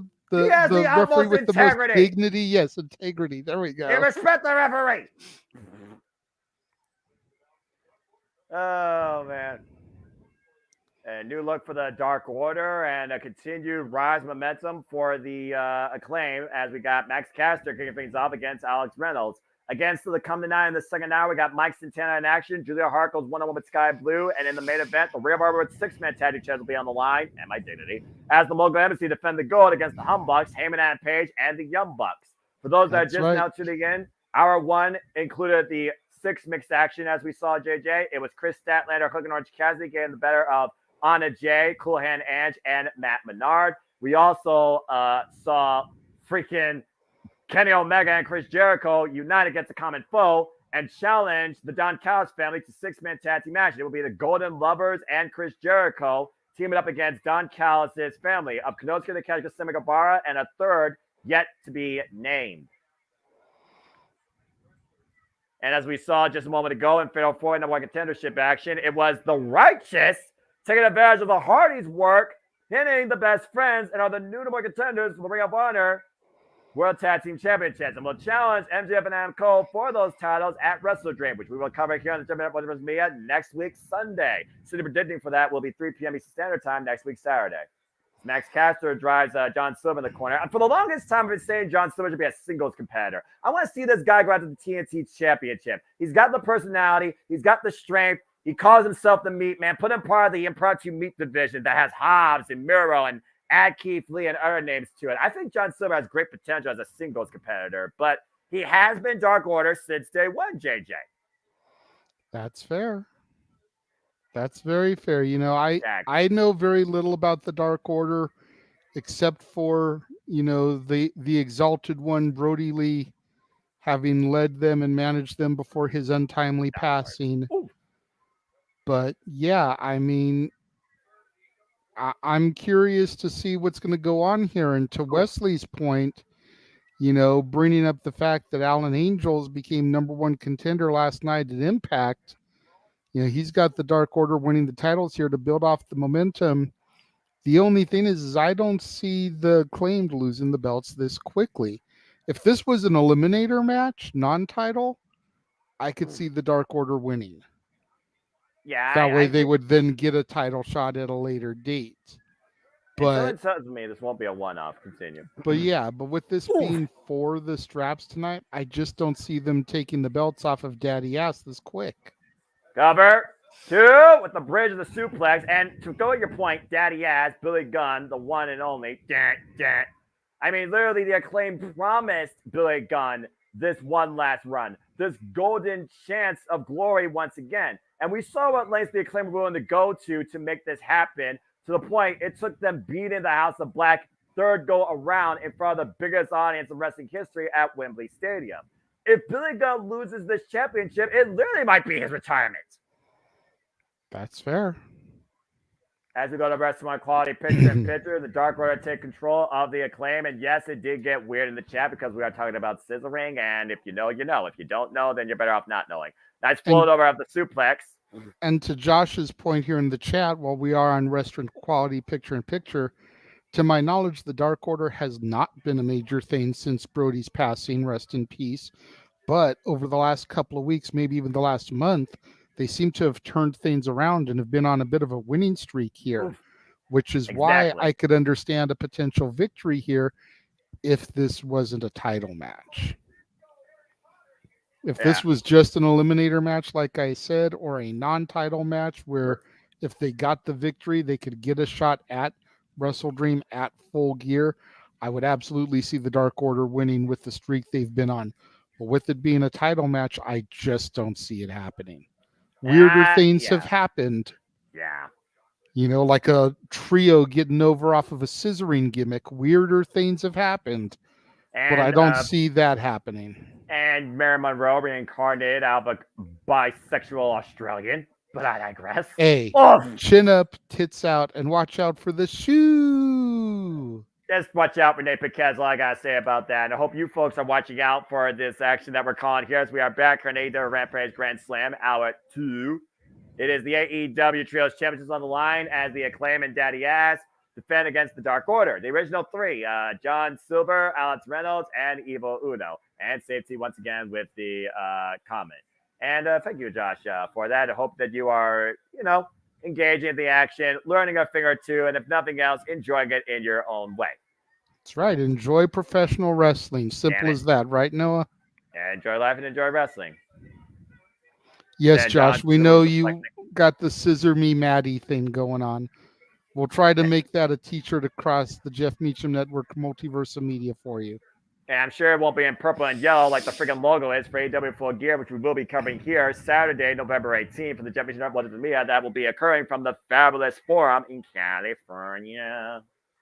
And I'm curious to see who will be balling there in the immortal home of Mamba.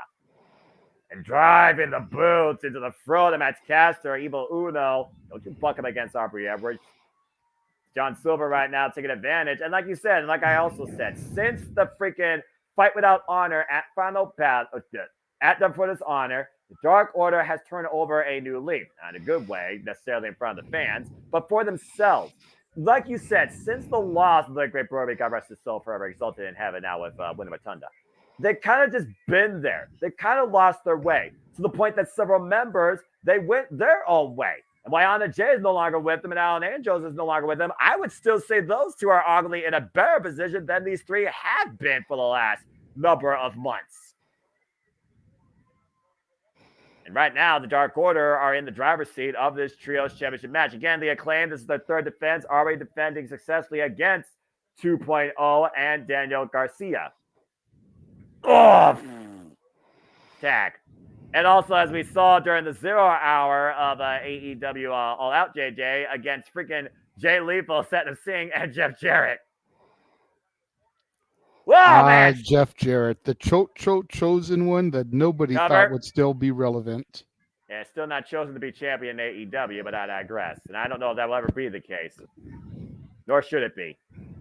He's got his role. He's got his strength. But it doesn't need to be in the ring. That's all I got to say about that. Oh, come on, Alex. That's not how... You know what? I'm not even going to talk about the procedure of that. I don't think I should know this type of stuff. I'm just going to focus on the match. I still think I don't fully know this stuff, and I think I'm better off that way. Whoa! Oh, wait a minute. Went for the back body drop. Alex Reynolds, Max Caster sits in the cover. Gets a 2 count. And turn to daddy ass. Again, Billy Gunn's one of those that just breathes the fountain of youth when it comes to his longevity and his conditioning, JJ. It's unbelievable. God! Big back body drop.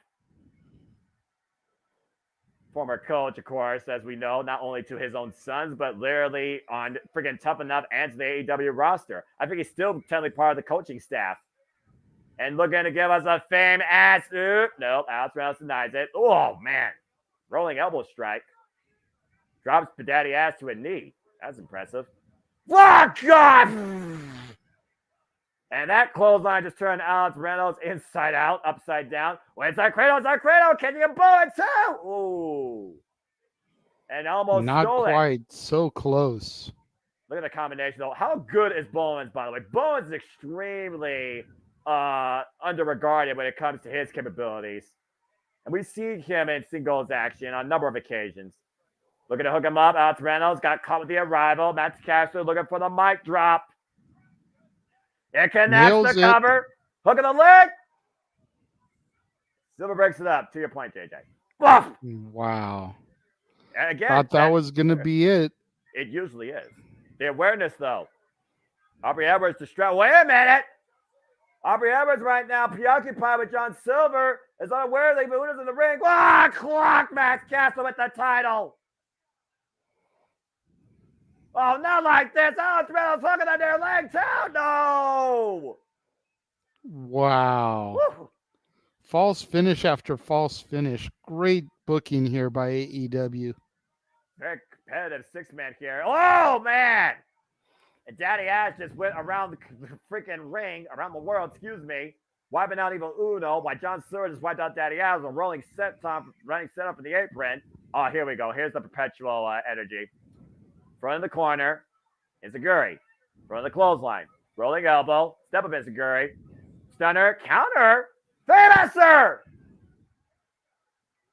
He stopped the sequence. Unbelievable. As Bowens just drove Silver bells into the steel ring post. Anthony Bowens up in time to get the hot tag. And they're hooking him up. What the hell is this? Alex Reynolds. But, whoa! What an inside-out powerbomb cover to the Acclaim has retained. Well, that was something new. Instead of cutting it up, JJ, they rolled freaking Alex Reynolds into an inside-out powerbomb for the win. That was incredible. That definitely caught me off guard after the arrival and the mic drop didn't get it. They interrupted the perpetual motion, as you called it. Wow, that was some innovative stuff there. And the Worldwide Scissoring Tour continues with the Acclaim at the helm. Still AEW Trios champions, but coming up next, the women take center stage as Sky Blue goes one-on-one against the House of Black's Julia Hart. That was a fun match. I enjoyed that. And I'm sure everybody is scissoring proudly. Yes.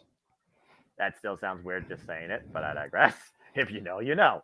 While we are here on another full commercial, yeah, I'm going to run very quickly the upcoming open mic night specials. Everyone can take a look at what's coming up there in the next few months, beginning with Haunted Hangman next month.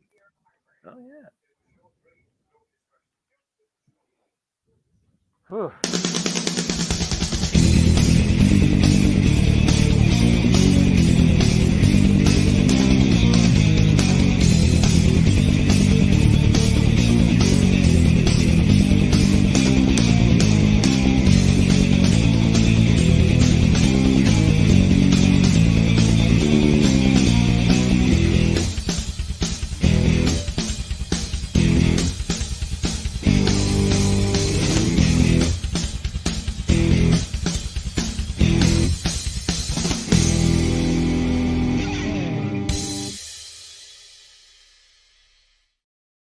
And I believe in Joya the same way that I believe that Noah Foster is going to have a ton of Disney songs to sing come November 18th.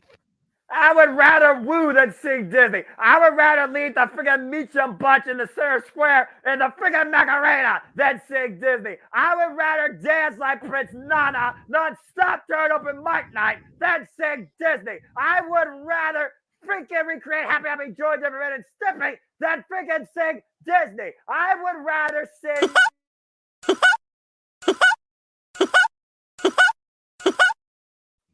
Damn it! And no one wants to hear it like Disney.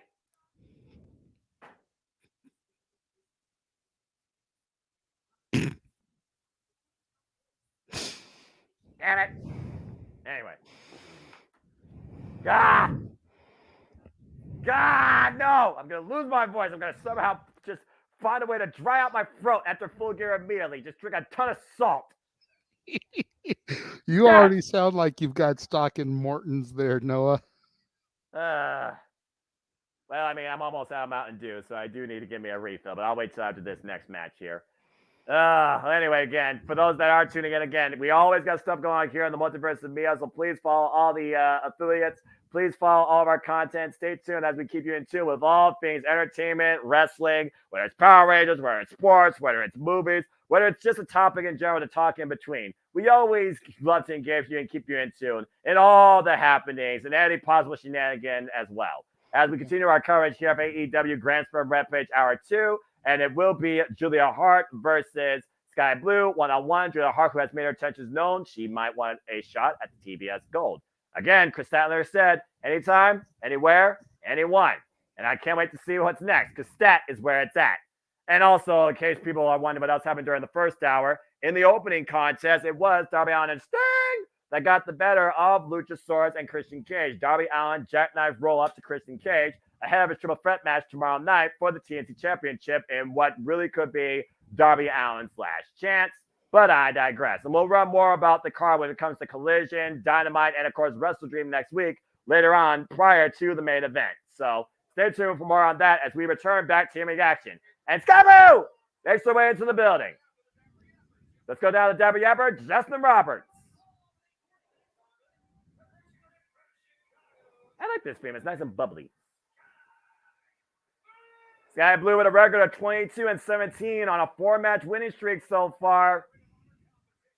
Been prime candidate to once again challenge for the Ring of Honor Women's World Championship, making waves in Ring of Honor as of late since her time in the ON. But speaking of making waves, here comes the heartless member of the House of Black, Julia Hart. The true Black Heart, if you will. Ain't that true? And one of the strongest win-loss records this year in AEW, escorted by Brody King, who has been a heavy influence on this young lady's career. 24-match singles winning streak, JJ. Wow. Just saying. Including against, we talked about earlier, Anna Jay, where again, Julia Hart's words reign true. Anna Jay might be working alongside 2.0 and Jake Hager, but truth be told, now and even then, she's always been alone. And ever since Julia Hart joined this family last year at Double or Nothing, it has done nothing but breed more success and growth for her. It's been a long time since seen Julia Hart in singles action, as she's been more so involved in a manager role alongside Buddy Matthews in the House of Black during the Trios run, and of course that rivalry with La Sombra, Andrade El Idolo.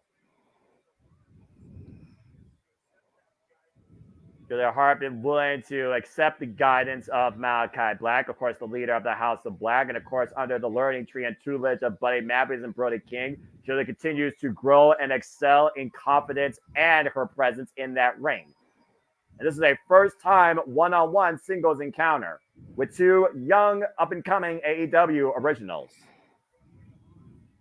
The thing is, though, Sky Blue has been competing more in and out of AEW and Ring of Honor. Julia Hart has only been competing in AEW. That limits the competition that she has and her ability to get better by only having a limited crop of women to face off against. Here's another thing for you, JJ. Julia Hart has originally built out of the Nightmare Factory under Cody Rhodes. She is an original AEW Day Zero project. Sky Blue already comes in with previous experience on the independent scene, heavily out of Chicago in AAW, a former champion there. These two are no strangers to each other when it comes to their previous history. Used to be tag team partners when Julia Hart was a cheerleader with the Varsity Blondes. You notice how Julia Hart always comes in with a slow, methodical approach. Doesn't immediately go in for the shot. Julia Hart is what I'm afraid of Thea Hale turning into. I mean, would that be a bad thing? Yes and no. With a hand out. And Sky Blue takes the handshake. Whoa! And Julia Hart brings her closely in. Whoa! Whispering a bit of a misdemeanor in her ear and getting a cheap shot. Whoa! That woke up Sky Blue, just wailing away at her with the forearms. Again, if you play Julia Hart's game, you will find yourself trapped. That was a hell of a rising knee strike. And Sky Blue hooking Julia Hart up. The front headlock. Might be looking for a suplex. Snap suplex. And Sky Blue hooking the leg. 2. Julia Hart able to kick out. I mean, it's smart strategy. Sky Blue has been more involved lately in ring action. Get the match done early. Don't put so much work into your body. Get the quick win. Oh, nice float over there into the cover off the ropes.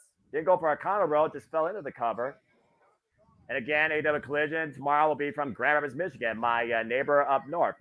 Because I'm in Ohio, of course, Michigan's right above me. There's your geography list for the night, folks. Sky Blue can fall in. Drop toe hold in the second turnbuckle, and Julia Hart takes control. And that's all it takes sometimes. You lure your opponent in false security. You pick your spot. And the ground and pound right now by Julia Hart, that aggressive nature coming out that we have seen come out of Julia Hart since joining the House of Black. As we continue this bout, folks, in picture, don't go anywhere. Again, you said it yourself, JJ, when it comes to the evolution of these two, Julia Hart has had more of an exponential growth than most of the competitors inside the female division of AEW.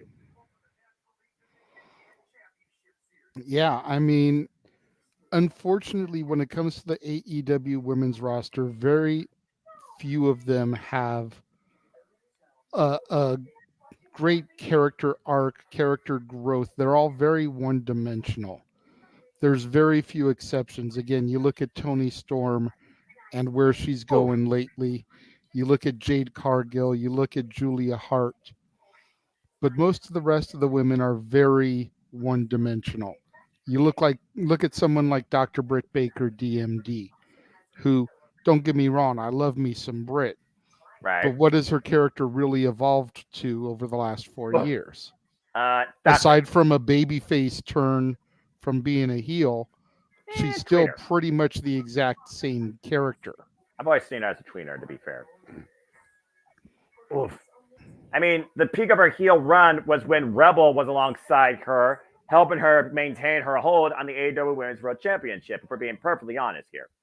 And yeah, Jamie Hayter, I'm a hater, was her heater for a period of time. But Jamie Hayter was the one we saw the potential in. And that's why she rose to the occasion, was AEW Women's World Champion. And I know for a fact she will reach that status quo once again when she comes back from injury. And for Wesley, real quick, the man who's name on the marquee, no other than Jeff motherfucking Meacham. And now you know.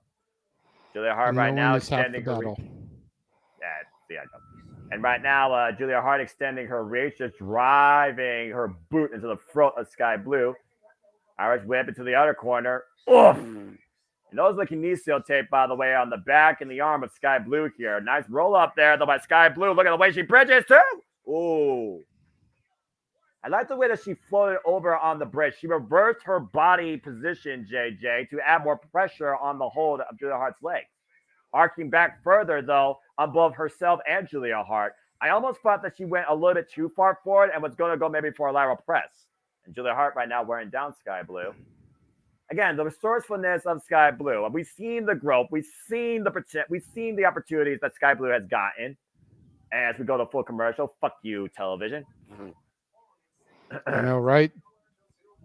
I'll say it again. Fuck you, television. Anyway, again, we talk about the women's division, though, in AEW. What's the thing we say about the AEW women's division? The potential is there. but they don't have enough depth, or they don't show enough depth in the weekly product. Yes. There is They more don't depth show it. Yeah, there's more depth shown in Ring of Honor than there is in AEW, and they need to fix that. Now, Collision is actually trying to bring more of that out, and I think that does help, but they still need to do more with the flagship show of this company, and that's Dynamite. Yeah, and I wonder if the showing the depth of the women's division on Collision was something that CM Punk was trying to start, considering that for all intents and purposes, Collision was supposed to be a Punk project, with Punk picked talent. Granted, Right. we all know Phil Brooks isn't there anymore, but I wonder if that's something that he tried to start, and then with his release, they've just kind of kept it going because they realized that they don't really have the grounds for the women's division on pretty much any other show. I mean, Rampage has been a center stage for the women's division when it comes to tag feuds and also tournaments. Up and around, spinning like a needle on a record. Catches with a kick. Sky Blue, deep hook on the leg. Cover two. Ooh. And let the taste of her mouth, too, as we are back, folks, here on AEW Rampage Grand Slam. Singles action in the women's division. Julia Hart versus Sky Blue. And everybody in the chat room watching, if you're enjoying the presentation, if you think we are amazing, show your love in Super Chat. It's as simple as that. You want to direct the conversation away from the match on screen, have us discuss what you would like us to talk about? Super Chat. It's as simple as that. Go ahead, Noah. No, you're perfectly fine. Thank you for that disclaimer. And again, we appreciate everybody across all channels and platforms here on Jim Brothers as we do this for all the biggest shows and all things wrestling. Shout out to the AEW family on the Twitter. I still call it Twitter. Always will, always have. Julia Hart right now might be looking at suplex. Sky Blue, both women up in the corner. Well and away. Forearms, though. Whoa. Julia Hart almost losing her grip. And coming back up. Hooking Sky Blue. Got her hooked. Oh! Spider suplex. Superplex. And look at Julia Hart hanging from the spider suplex position. She looks very comfortable there. Yeah, nice moonsault fall up there, too. Also comfortable. Lateral press, 2. And again, a 2 count. It's a good game bout by both of these women here. That was shades of Mercedes Martinez there, who is well known for using the German suplex for that position. And might be looking to hook Sky Blue for Heartless. Sky Blue reverses, though. Hook on the leg. Make a crucifix cover. Oof. Near fall for near fall. Change the body position. And might be looking for Skyfall. The full Nelson into the sidewind DDT. Julia Hart able to scout it. Ooh, took her out the knee. Julia Hart. Oh, clubbing shot to the back of the head. And it might only be one thing left to do for the house always wins. Trapped in Heartless. There is no mercy in that hold. Sky Blue forced to tap out. Julia Hart wins. Wow. Unexpected. Damn. Julia Hart continues her winning ways in AEW, and we saw firsthand she has her eyes set on Chris Statlander and the TBS Championship. Oh, wait a minute. Come on. It's unnecessary now. Back in the stretch, just wrenching away Sky Blue's neck. This is a message. This is a statement to the entire AEW women's division, okay? But again, what do you have to prove? It's unnecessary. Wait a second. Hey, let's boogie. It's Willow time! And immediately Julia Hart takes her leave. Again, the work is done, and she is not who she seeks. Again, Willow and Nightingale come to the aid of Sky Blue. Willow and Sky Blue still undefeated as a tag team here in AEW. Longtime friends, mutual respect with these two. Formerly faced off against each other in Ring of Honor. Willow Nightingale, of course, previous challenger to Athena's Ring of Honor Women's World Championship. Well, that was a good bout, though. Good stuff by Sky Blue and Julia Hart, but now Willow Nightingale part of the picture. I wonder if Julia Hart is going to square up against the Babe with the power bomb sooner rather than later. I wouldn't mind seeing that encounter. Definitely would be a good one. Yeah, speaking of good ones, look at that encounter for tomorrow. First time ever, JJ. It is Switchblade Jay White versus Andrade El Idolo. Well, while we go backstage to the Bullet Club Gold, we do have a super chat from Josh Mansfield, $2. Thank you very much. says, let's talk about how much fun our duet will be, Noah. I'm gonna pull out my get out of jail free card on that and focus on Bullet Club Gold and say, shut up, guns up. Damn. You know, I have been privy for quite a while to the song that Josh is going to be super chatting for you to sing with him for Disney karaoke. And all I've got to say is this is going to be very entertaining.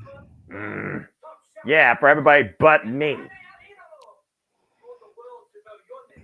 But I know it's going to be entertaining for me, seeing how Andrade El Idolo breathes with the Switchblade, who, might I add, Switchblade Jay White is still undefeated, unpinned, unsubmitted since coming to AEW. And Andrade El Idolo and Switchblade Jay White have never faced each other, ever. Tranquilo. This Bullet Club Gold stuff is ridiculous, and I love it. Bang Bang Gang on full display. But again, that's tomorrow. All I can say, Noah, is in just under 2 months, you will see the light. Yeah, right. I will stand by the House of Black and sit in the dark, for the house always wins. Although I do wonder if the homecoming boy, after a year and some odd days, born nasty, but also born new again. 14-month absence, JJ. Mike Santana is back in AEW. And we got another $2 super chat from Josh over on my side of things this time. There you go. Scissor Me Matty Ass shirts coming soon. Oh, God. Heck yes. Well, as we look ahead what Mike Santana could be doing, one half of the Iron Savages and Bronson takes him on in his return. Now Mike Santana, with intent on singles gold when you fought that Prime Power, should be former AEW Tag Team Champions. Never got the chance, even though the guy win on the Young Bucks on pay-per-view. Still, the Young Bucks will be in our main event tonight, alongside him and that Page, as the Hum Bucks look to take the Mogul Embassy's Ring of Honor 6-man Tag Team Championships. And that's still to come tonight. Double tie, kicking things off here with this contest. You got to figure this will probably be a very quick, over and done scenario, Noah. You figure they didn't even announce Bronson to be in this match. We just knew Mike Santana was going to be in action. And with a little over 20 minutes left in the broadcast, assuming they don't do some overage, we've still got the main event this evening. So I don't see this going past like 5 minutes tops. Well, that just goes to Bronson to try and prove us wrong here. So pressure's on him. And of course, we also talk about Andrade El Idolo. We talk about Mike Santana. We talk about Mercedes Martinez. As we know today, it is National Hispanic Month. So celebrations to everybody out there, all my Latino and Latinas. God bless you. And muchas gracias. Oh! Shout out to, of course, Sienna Chanel, who works at South Bay Championship Wrestling. Great friend. Please follow her at Chanel, of course, Chanel. Ooh, nice roll through. Oh! Nice roll through with the cutter. The reversal roll through into the cutter. Ace Crunch, ready to call it. Discus clothesline. And Bronson goes down, but goes to the outside. Again, we talk about Mike Santana, talk about former running mate problem for our team. We talk about the OGs, talk about the time in LAX and Impact Wrestling.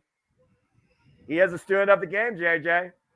Yep, suicide dive to the outside, taking Bronson back down. Santana firmly in control. Bronson covering his mouth, maybe made him bleed a little bit there from the mouth. I'm not quite sure. Yeah, maybe chipped a tooth. I mean, again, that clothesline was flush. Mike Santana in the driver's seat, looking to follow up. Whoa! What a cannonball in the quarter. Got full length on that. Santana, to your point, looking to finish it. Double underhook. What is this? Up on the shoulder. Damn.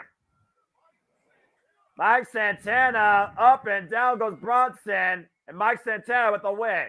Almost like Alexander's C4 spike there. Yeah, except instead of bringing him down his head, he brought him down full-on flat body from the shoulder position.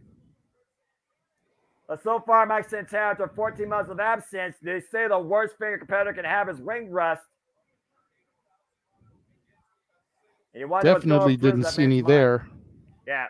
Oh, wait a minute. Oh, wait a second. Former tag team partner Ortiz and Santina, a man not of many words. I got one of us going for Ortiz mind. Didn't even think about that. Again, these men, they've been literally brothers. Well, this just got a whole new level of intense. I almost wonder if there's going to be a fallout or there's mutual respect with these two, with this choice. Does that mean Ortiz is going to go solo? That was an interesting interaction there on the ramp. As more Grand Slams to come, our main event is up next, as well as the rundown. That's going to probably kill my voice. And again, Josh, appreciate you as always. Appreciate the love and support, man. And again, we always appreciate everybody that tunes in. Raymond, answer your question. Tranquilo. It's a state of mind. It is a form that just pisses off everybody. It is a sense of control that you truly feel like nothing can rattle you, can alter you, can throw you off your game. And people like Andrade El Idolo, Rush, Tetsuya Naito live tranquilo. Anyway. There you go. And I definitely am going to try my best to be tranquilo on that night, but I'm not going to promise any shit. Nope. And really quickly, while we have probably our last full commercial break to try to save us from doing a mouthful of shills at the end of the broadcast, I'm going to run really quickly the Friends of the Multiverse of Media promo. And you can see where you can follow Noah, myself, James Hebert, Josh Mansfield in the chat room, and all the rest of the friends of the Jeff Meacham Network, Multiverse of Media. Hey. All right, give me a pop.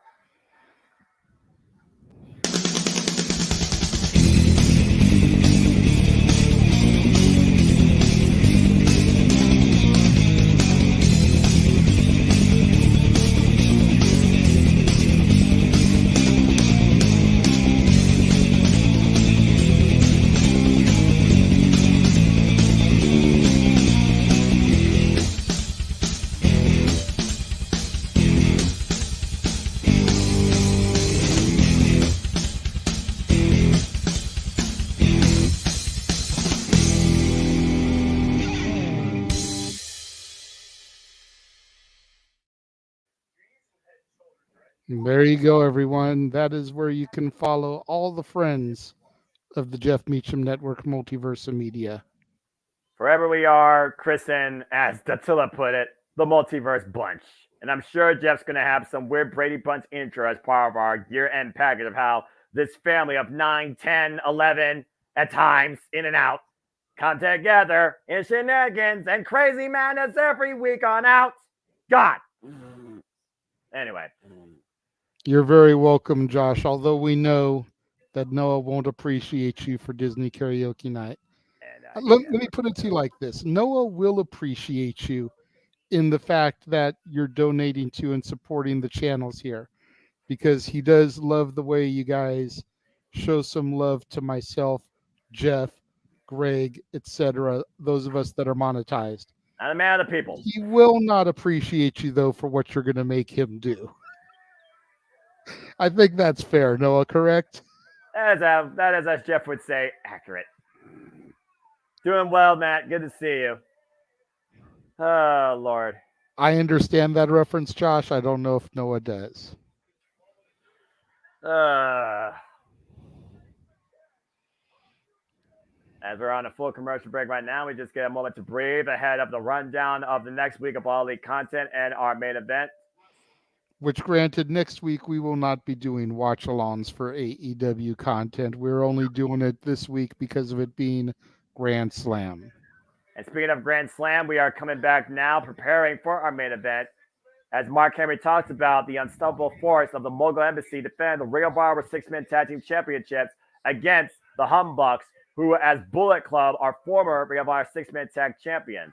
That being said, it's time for the main event, and here I go. As again, folks, there is a lot to come. Tomorrow night at Collision, the TNT Championship is on the line. The self-proclaimed face of TNT, Christian Cage, and the true champion Luchasaurus defend the go against Darby Allin. Triple threat as you can. Darby Allin finally shut Christian Cage up and seize the prize. First time ever singles encounter. Will you breed with the Switchblade or breed Tranquilo? Jay White goes one-on-one with Andrade Igalo. FTW champion Hook teams alongside RVD to take on Daddy Magic and Cool Hand Edge. After the altercation earlier tonight, it will be Will Nangle going one-on-one with Julia Hart. And they'll continue to escalate to challenge all young teams. The Workhorsemen challenge FTR for the AEW Tag Team Championships. Texas death match between Absolute Mickey Starks and Bryan Danielson to come as well. And on Wednesday, we put pen to paper as Heyman and Page and Swerve Strickland make their match official. Contract signed with the Elite and the Mogul Embassy, banned from ringside. I expect a very combustible verbal confrontation. As we know, it is official for Wrestle Dream. As for the first time ever, one-on-one, it will be Swerve Strickland taking on Heyman Adam Page. Do you go with cowboy shit, or do you still stay in whose house? Swerve's house. If FTR still retains the AEW Tag Team Championships tomorrow, they will defend the gold against Aussie Open. And in the dream match of the best pure technical wrestler on the planet, the American Dragon Bryan Danielson goes one-on-one with the current AEW World Championship Champion, Zack Sabre Jr. But before all that, it is time now for our AEW Rampage Grand Slam main event. Let's go down to Bobby Cruz for the introductions. And don't forget, Noah also added to Wrestle Dream, although they didn't show an image for it. We've got Kenny Omega, Chris Jericho, and Kota Ibushi versus Sammy Guevara, Takeshita, and a mystery opponent. And I gotta imagine we're going to learn who that is between Wednesday or tomorrow as we carry on with our coverage of tonight with AEW Grand Slam Rampage as the Elite, Heyman Page, and the Young Bucks make their way down the entranceway, looking to claim the Ring of Honor six-man Tag Champions for a fourth time. Apparently, they sold their former team name. I love the freaking graphic people in AEW when it comes to these subtitle headlines. Reminds me of like the silent stop moments of the Wile E. Coyote and Roadrunner cartoons. It reminds me of the Matt Facts when Matt was version 1. Version. And I wonder, is this the best version we're going to get tonight of the Elite? And is it enough to overcome the seemingly unstoppable Mogul Embassy? And our referee for this contest is Rick Knox. And as I said during the pre-show, if the Mogul Embassy loses, I will sell my duty for free and do the Nana dance because the Bucks will be rolling in the money. Damn it. Again, I just don't think the Mogul Embassy right now can be stopped. And with the added caveat of Swerve Strickland versus Heyman Adam Page, you got to know Swerve's going to make sure he protects his business interests. Again, Swerve merged the freaking Mogul affiliates with the Embassy, with Prince Nana. And right now, the Mogul Embassy, they're in the money. They're in the money. Anyway, speaking of which, here comes the Mogul Embassy. So just to make sure I got this right, if the Hunbucks win, you will do the Prince Nana dance. Unfortunately, yes, because that's how much I believe the Mogul Embassy will stay in the money. Again, 286-day reign as champions, JJ. And Brian, you know what? Page. Just to put your dignity even further on the line, for $20 in super chats, so 10 to Jeff's channel, 10 to my channel, Noah will also do the Daniel Garcia woo.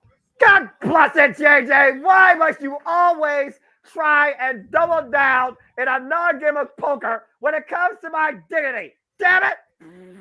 I'm just trying to make sure you get to do at least one of them tonight, good sir. I hope I don't do neither. The Mogul Embassy have been the unstoppable juggernaut. What if you have to do both? The Ring of Honor six-man tag team division, and it should stay that way. Damn it! What if you have to do both, though? What if Josh super chats and then the Hunbucks get the belts? And you have to do both of them. Oh, God. Josh is already saying that if someone else donates 10, he'll donate the other 10. So we've already got half of it guaranteed. Oh, God. But Code of Honor here, too. That's what's guaranteed. I know what's also guaranteed here. These six men are going to beat the daylights out of each other. Machine Brian Cage, Toliola, and Bishop Khan, the Gates of Agony. Again, who better?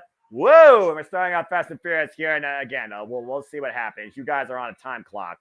Yes, you are. You have until we get to the shills. Oof. And I just want to put this out there, too. Again, I'm going to AEW Collision on October 14th. Let's fucking go. Oh, man, what a rolling elbow, double drop kick. We may have to make that a watch-along event so that we can do that while you're there. I mean, it depends on the card, but either way, I'm looking forward to my first Collision because it's going to be a hell of a Saturday night. All right. Oh no, and Bishop Khan's in for a hell of a bad time. Hamming that pitch off the apron. Running shooting star off a draping Bishop Khan. Beautiful sequence by the Hung Bucks. For those that are wondering, the personal opinions that you hear sometimes here on the WWE Media do not reflect the entirety of the entire panel, nor the entirety of the chat. Please know there are deeper connections with the people here. If you want to learn more about that, super chat for that conversation and story time. It's as simple as that. And meanwhile, up and over the top, Canadian Destroyer! Nick Jackson dropped Brian Cage on his head, and Matt Jackson elbow drop. No freaking way. Wait, what time is it? Okay, we're good. Yeah, it's not over yet. The Humbucks are in the driver's seat in the early going here. It can't end yet, Noah. We haven't even seen 22 super kicks yet. Oh, come on. Don't you think that's an exaggeration? We're on TV time. King not in the chat giving me the Young Buck sneaker knowledge. Oh, God. And say his name, he shall appear. The man himself. Here comes Swerve Strickland. Whose house? Swerve's house. And no Prince Nana, though. That's interesting. Oh, wait, he's already at ringside. The people are literally doing the dance in the audience. Oh, I do not want to do that. I do not want to do that. Please. Please, Monk MC, do not lose. Please. How is Prince Nana over? How the fuck is Prince Nana over in 2023 dancing like a loon? How is this possible? Him and that Page distracted, though, going to Swerve. And he's jumping at ringside. There's too much madness. There's too many shenanigans in this main event. Damn it. Of course there are, because it's a Young Bucks match. It's going to be over. God! What a powerbomb cover, too. I'm safe. Oh, damn it. And Heyman coming back in the last 12 seconds to break it up. Dadgummit. Again, it's just the trio's offense. That freaking throw in the powerbomb, that has been a finisher. Oh, God! The strength of Brian Cage. But again, who better with the deadlift German from the outside in? And right now, Matt Jackson grabbing the back of his neck, isolated with the Mogul Embassy. Oof, and took the base out from underneath him. Backstabber. Oh! Nice teamwork there with the twisting elbow drop there. Ring of Honor, 6-man tag champions are on the line. This is our main event. We'll be back with you folks here. Wrestling Quality, picture-in-picture, champions in control. And Swerve has made his presence known. As he do. So once again, everybody, for $20 in donations before the end of the match here, 10 to my channel, 10 to Jeff's channel. Josh is already volunteering to do half.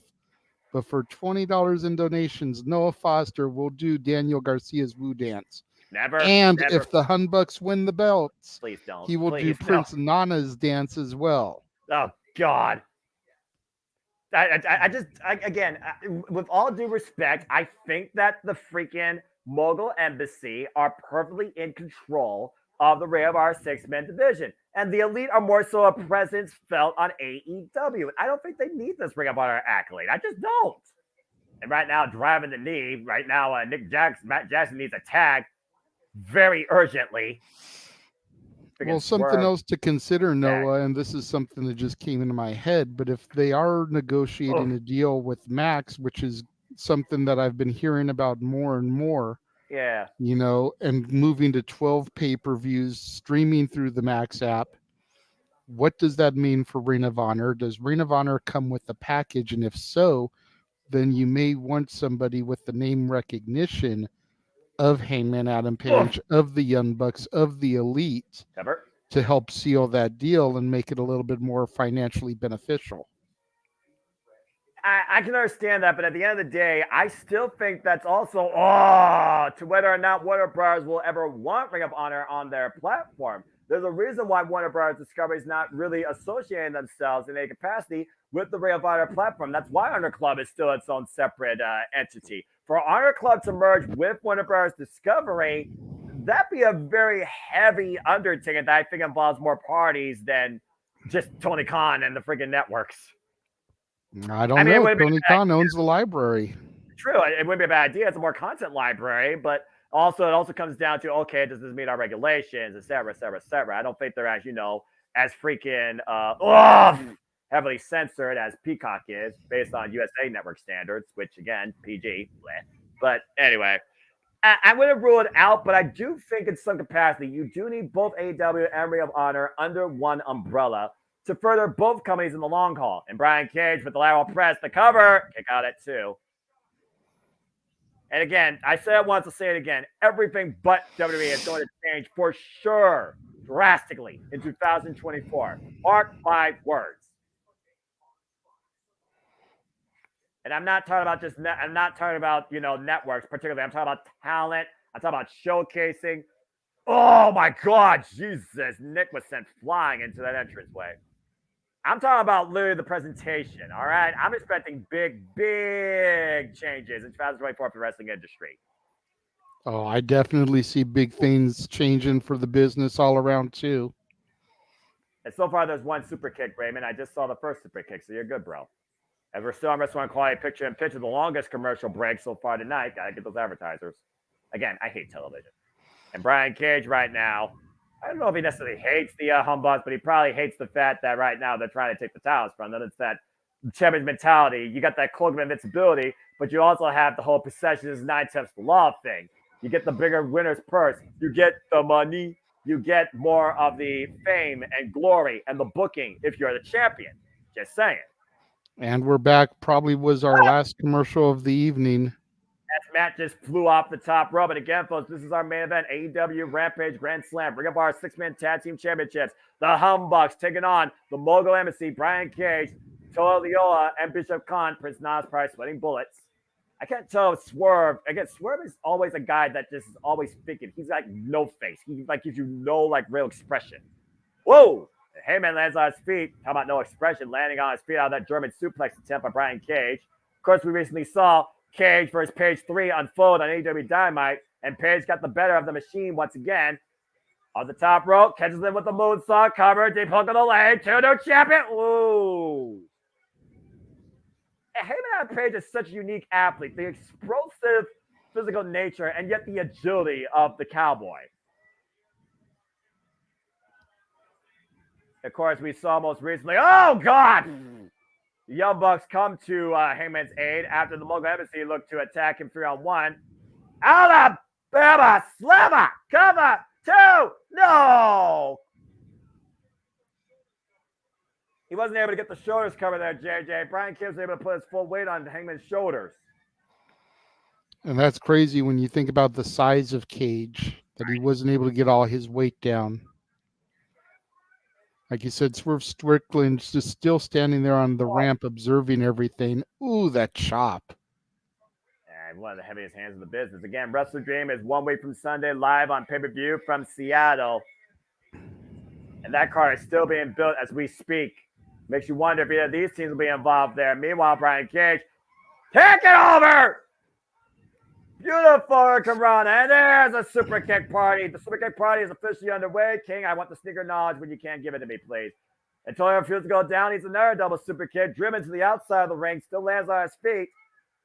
And now, Bishop Kong. Are they going for the Meltzer driver? And Matt Jackson's back. Again, Matt Jackson's back gave out. Now Heyman looking to set him up. And Heyman with the assist. Got him cooked. Brian Cage, though, catches Nick Jackson. Dear God, the strength. And up in the shoulders, all 3 men right now. Look at this, JJ. Fireman's carry. God! Oof. Triple facebusters. Cover. 2, never take. No! Just a friendly reminder to the people in the chat room, if you want to dictate the conversation away from the match at hand, it's going to take a super chat. Simple as that. And super chat, particularly at Cassidy 18 Studios. And give it a super sticker. Show us some love, if you will. Appreciate you as always. Again, this is our main event. And right now, they are teaming up against the Hangman, isolating him. You see all 3 men going after him. Picking a vulnerable target. And the legal man, by the way. And now we got the foot. What the hell is this? Whoa! Jesus, what a triple team maneuver there. Triple offense, like you said, and broken up with a super kick to the side of the head. There's another super kick. I've counted 8 so far. Where's the super kick counter? They need to do that in AEW, in my opinion. I think they should do that. And meanwhile, might be looking again to toss him off. Whoa, Nick lands on his feet though. Super kick, super kick. Super kick. Wait for it. There's 3 more. And there's 2 clotheslines for your trouble. And Heyman And a Page. partridge in a pear tree. Buckshot Larry Bang! Whoa, went for the discus. And Heyman hooks Brian Cage up. Uh-oh. Jedi!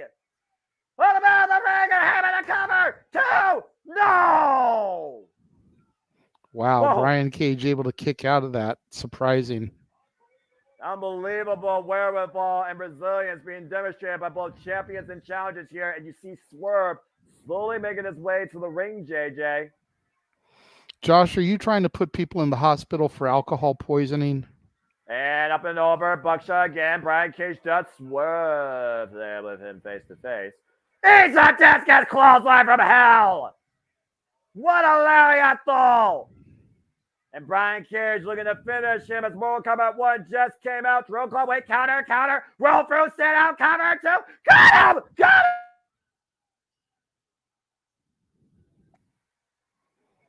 What? The Hunbucks just won the Reign of Honor 6-man tag team championship. You know what that means, Noah. You know what that means. Noah Foster is going to have to do the Prince Nana dance.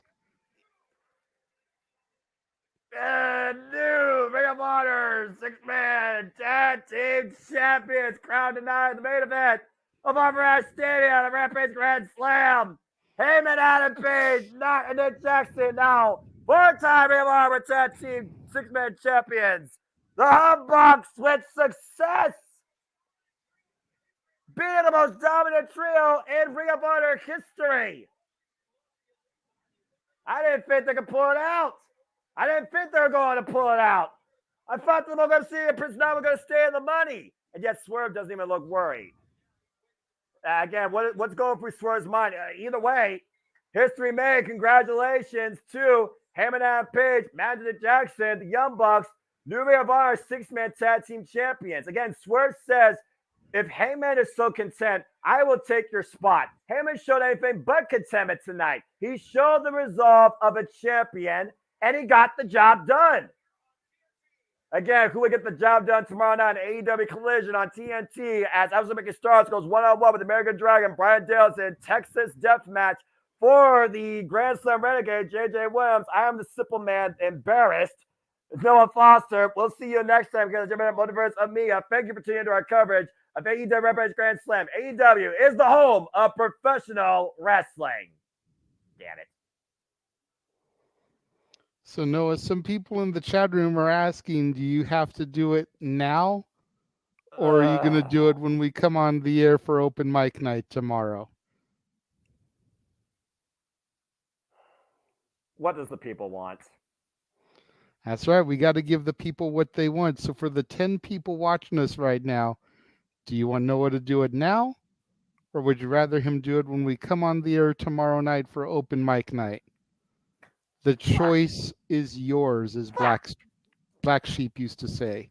Fuck!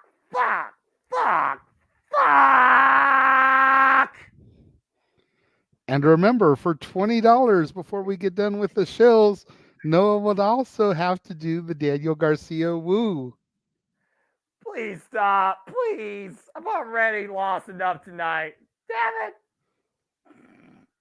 God bless it. I'm not in the money. I'm not in a good place. I'm not in a good shape. I'm not in a good state of mind. God. Josh is the only one that said something so far, and he says he has no preference. So I'm going to start running through a couple of these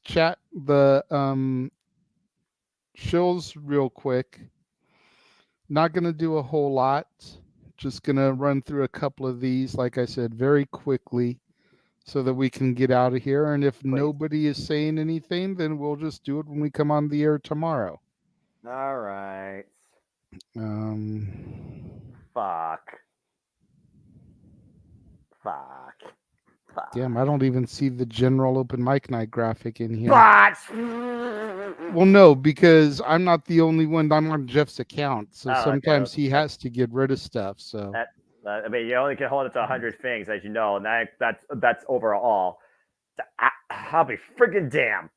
Damn it! Damn it! Damn it! Damn it! Fuck shit! Damn it! Damn it! Josh makes a good point. He says, "Do it now, since there's so much tomorrow."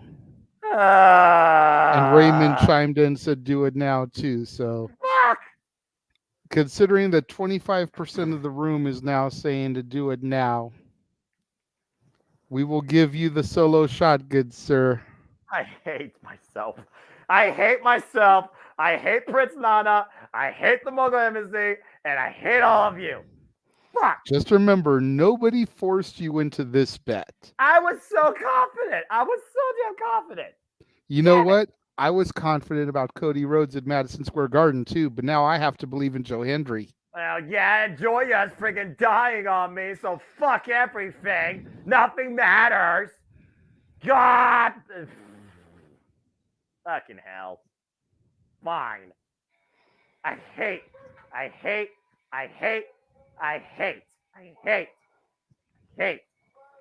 Oh, God. How this thing go? Oh, Jesus. This is so fucking stupid.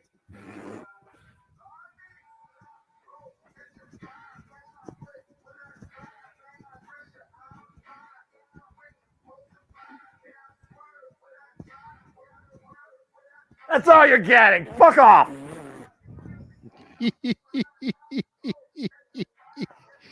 If it makes you feel any better, Noah, I completely left the screen so that I could try to find the open mic night graphic, so I didn't even see it. Stand up and do that's it. Why. That's why you're still on a solo shot right now. All right. Because I'm away from that. There's the graphic I'm looking for. Okay, good. I ain't standing up for shit. But trust and believe, I will go back, I will rewind that, and I will watch that. And I will be clipping it. Fuck!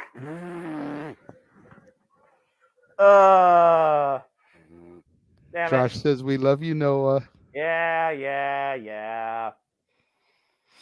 Really quickly, the two things that I do want to shill. Make sure you guys tune in tomorrow night for the Saturday night shenanigans that are open mic night.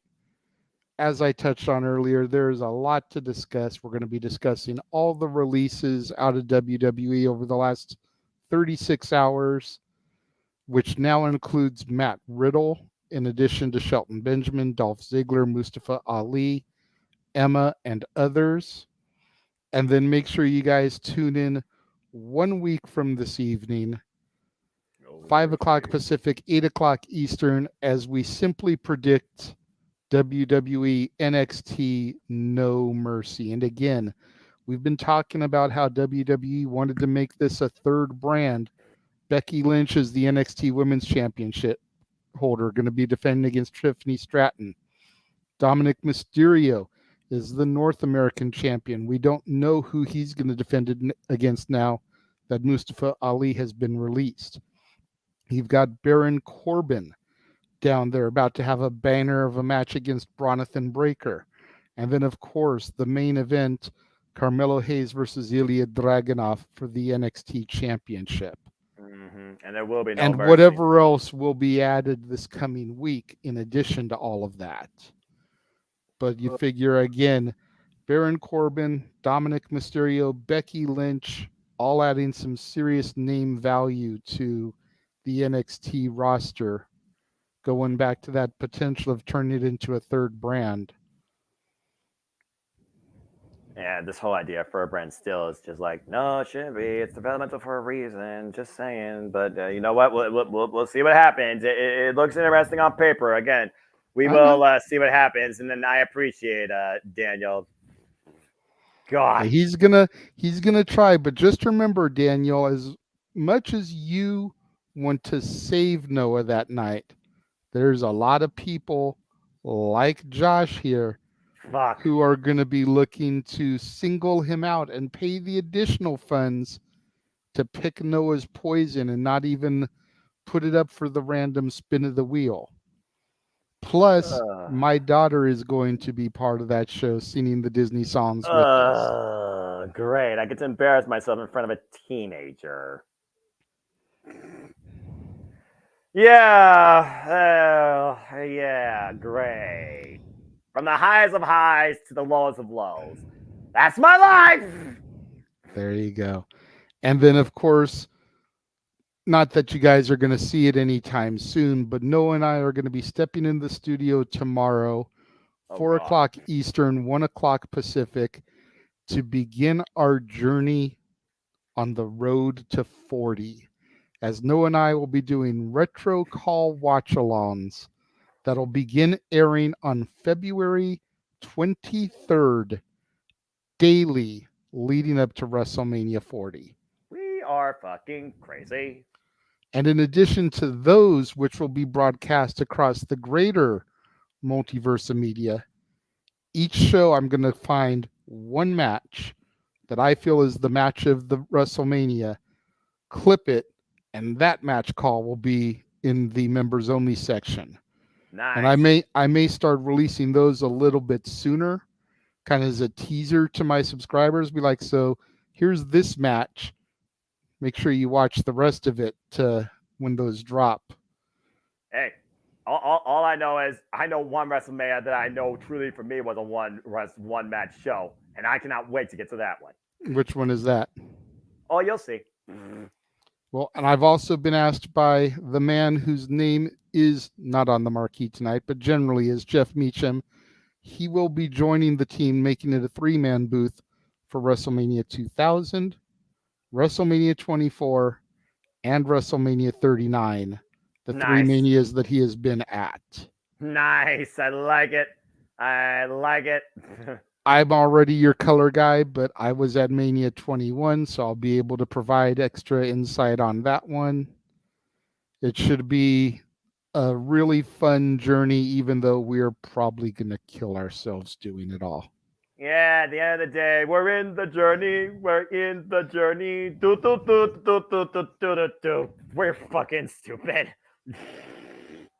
So, God. thank you, everybody. The 11 people still watching us that tuned in across the multiverse of media this evening to join our coverage of Rampage Grand Slam. We appreciate each and every one of you guys from the bottom of our heart. It sounds hokey, and we say it all the time, but we do sincerely mean it. It is because of fans like you who tune in on a regular basis, keep the chat room alive, super chat us, and show your love and support that way, that are the reason why we continue to bring these broadcasts to you, whether it is my NXT and not his NXT, whether it is Impact Wrestling, All Elite Wrestling, WWE, whether it's the occasional New Japan or National Wrestling Alliance show. Ring of Honor. Yeah, Ring of Honor. We just enjoy doing this for you guys because you all tune in, communicate with us, and participate in the chat room and super chat with us. So thank you all. Yeah, but again, it's truly what it's all about. At the end of the day, folks, it's not about us, it's about wrestling, and it's all about all of you, and we truly thank you. Go ahead and take us out of here, good sir. Well, after that moment of embarrassment, if people want to know more about me, know this. For I am, again, but a simple man and a lifelong fan of professional wrestling.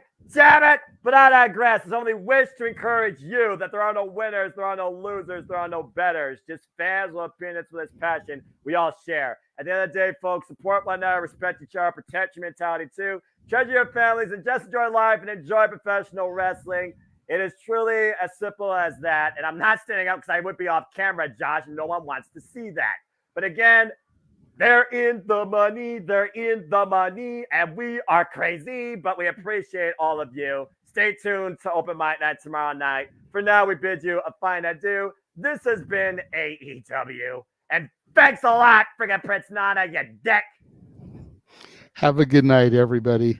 Have a good night, folks.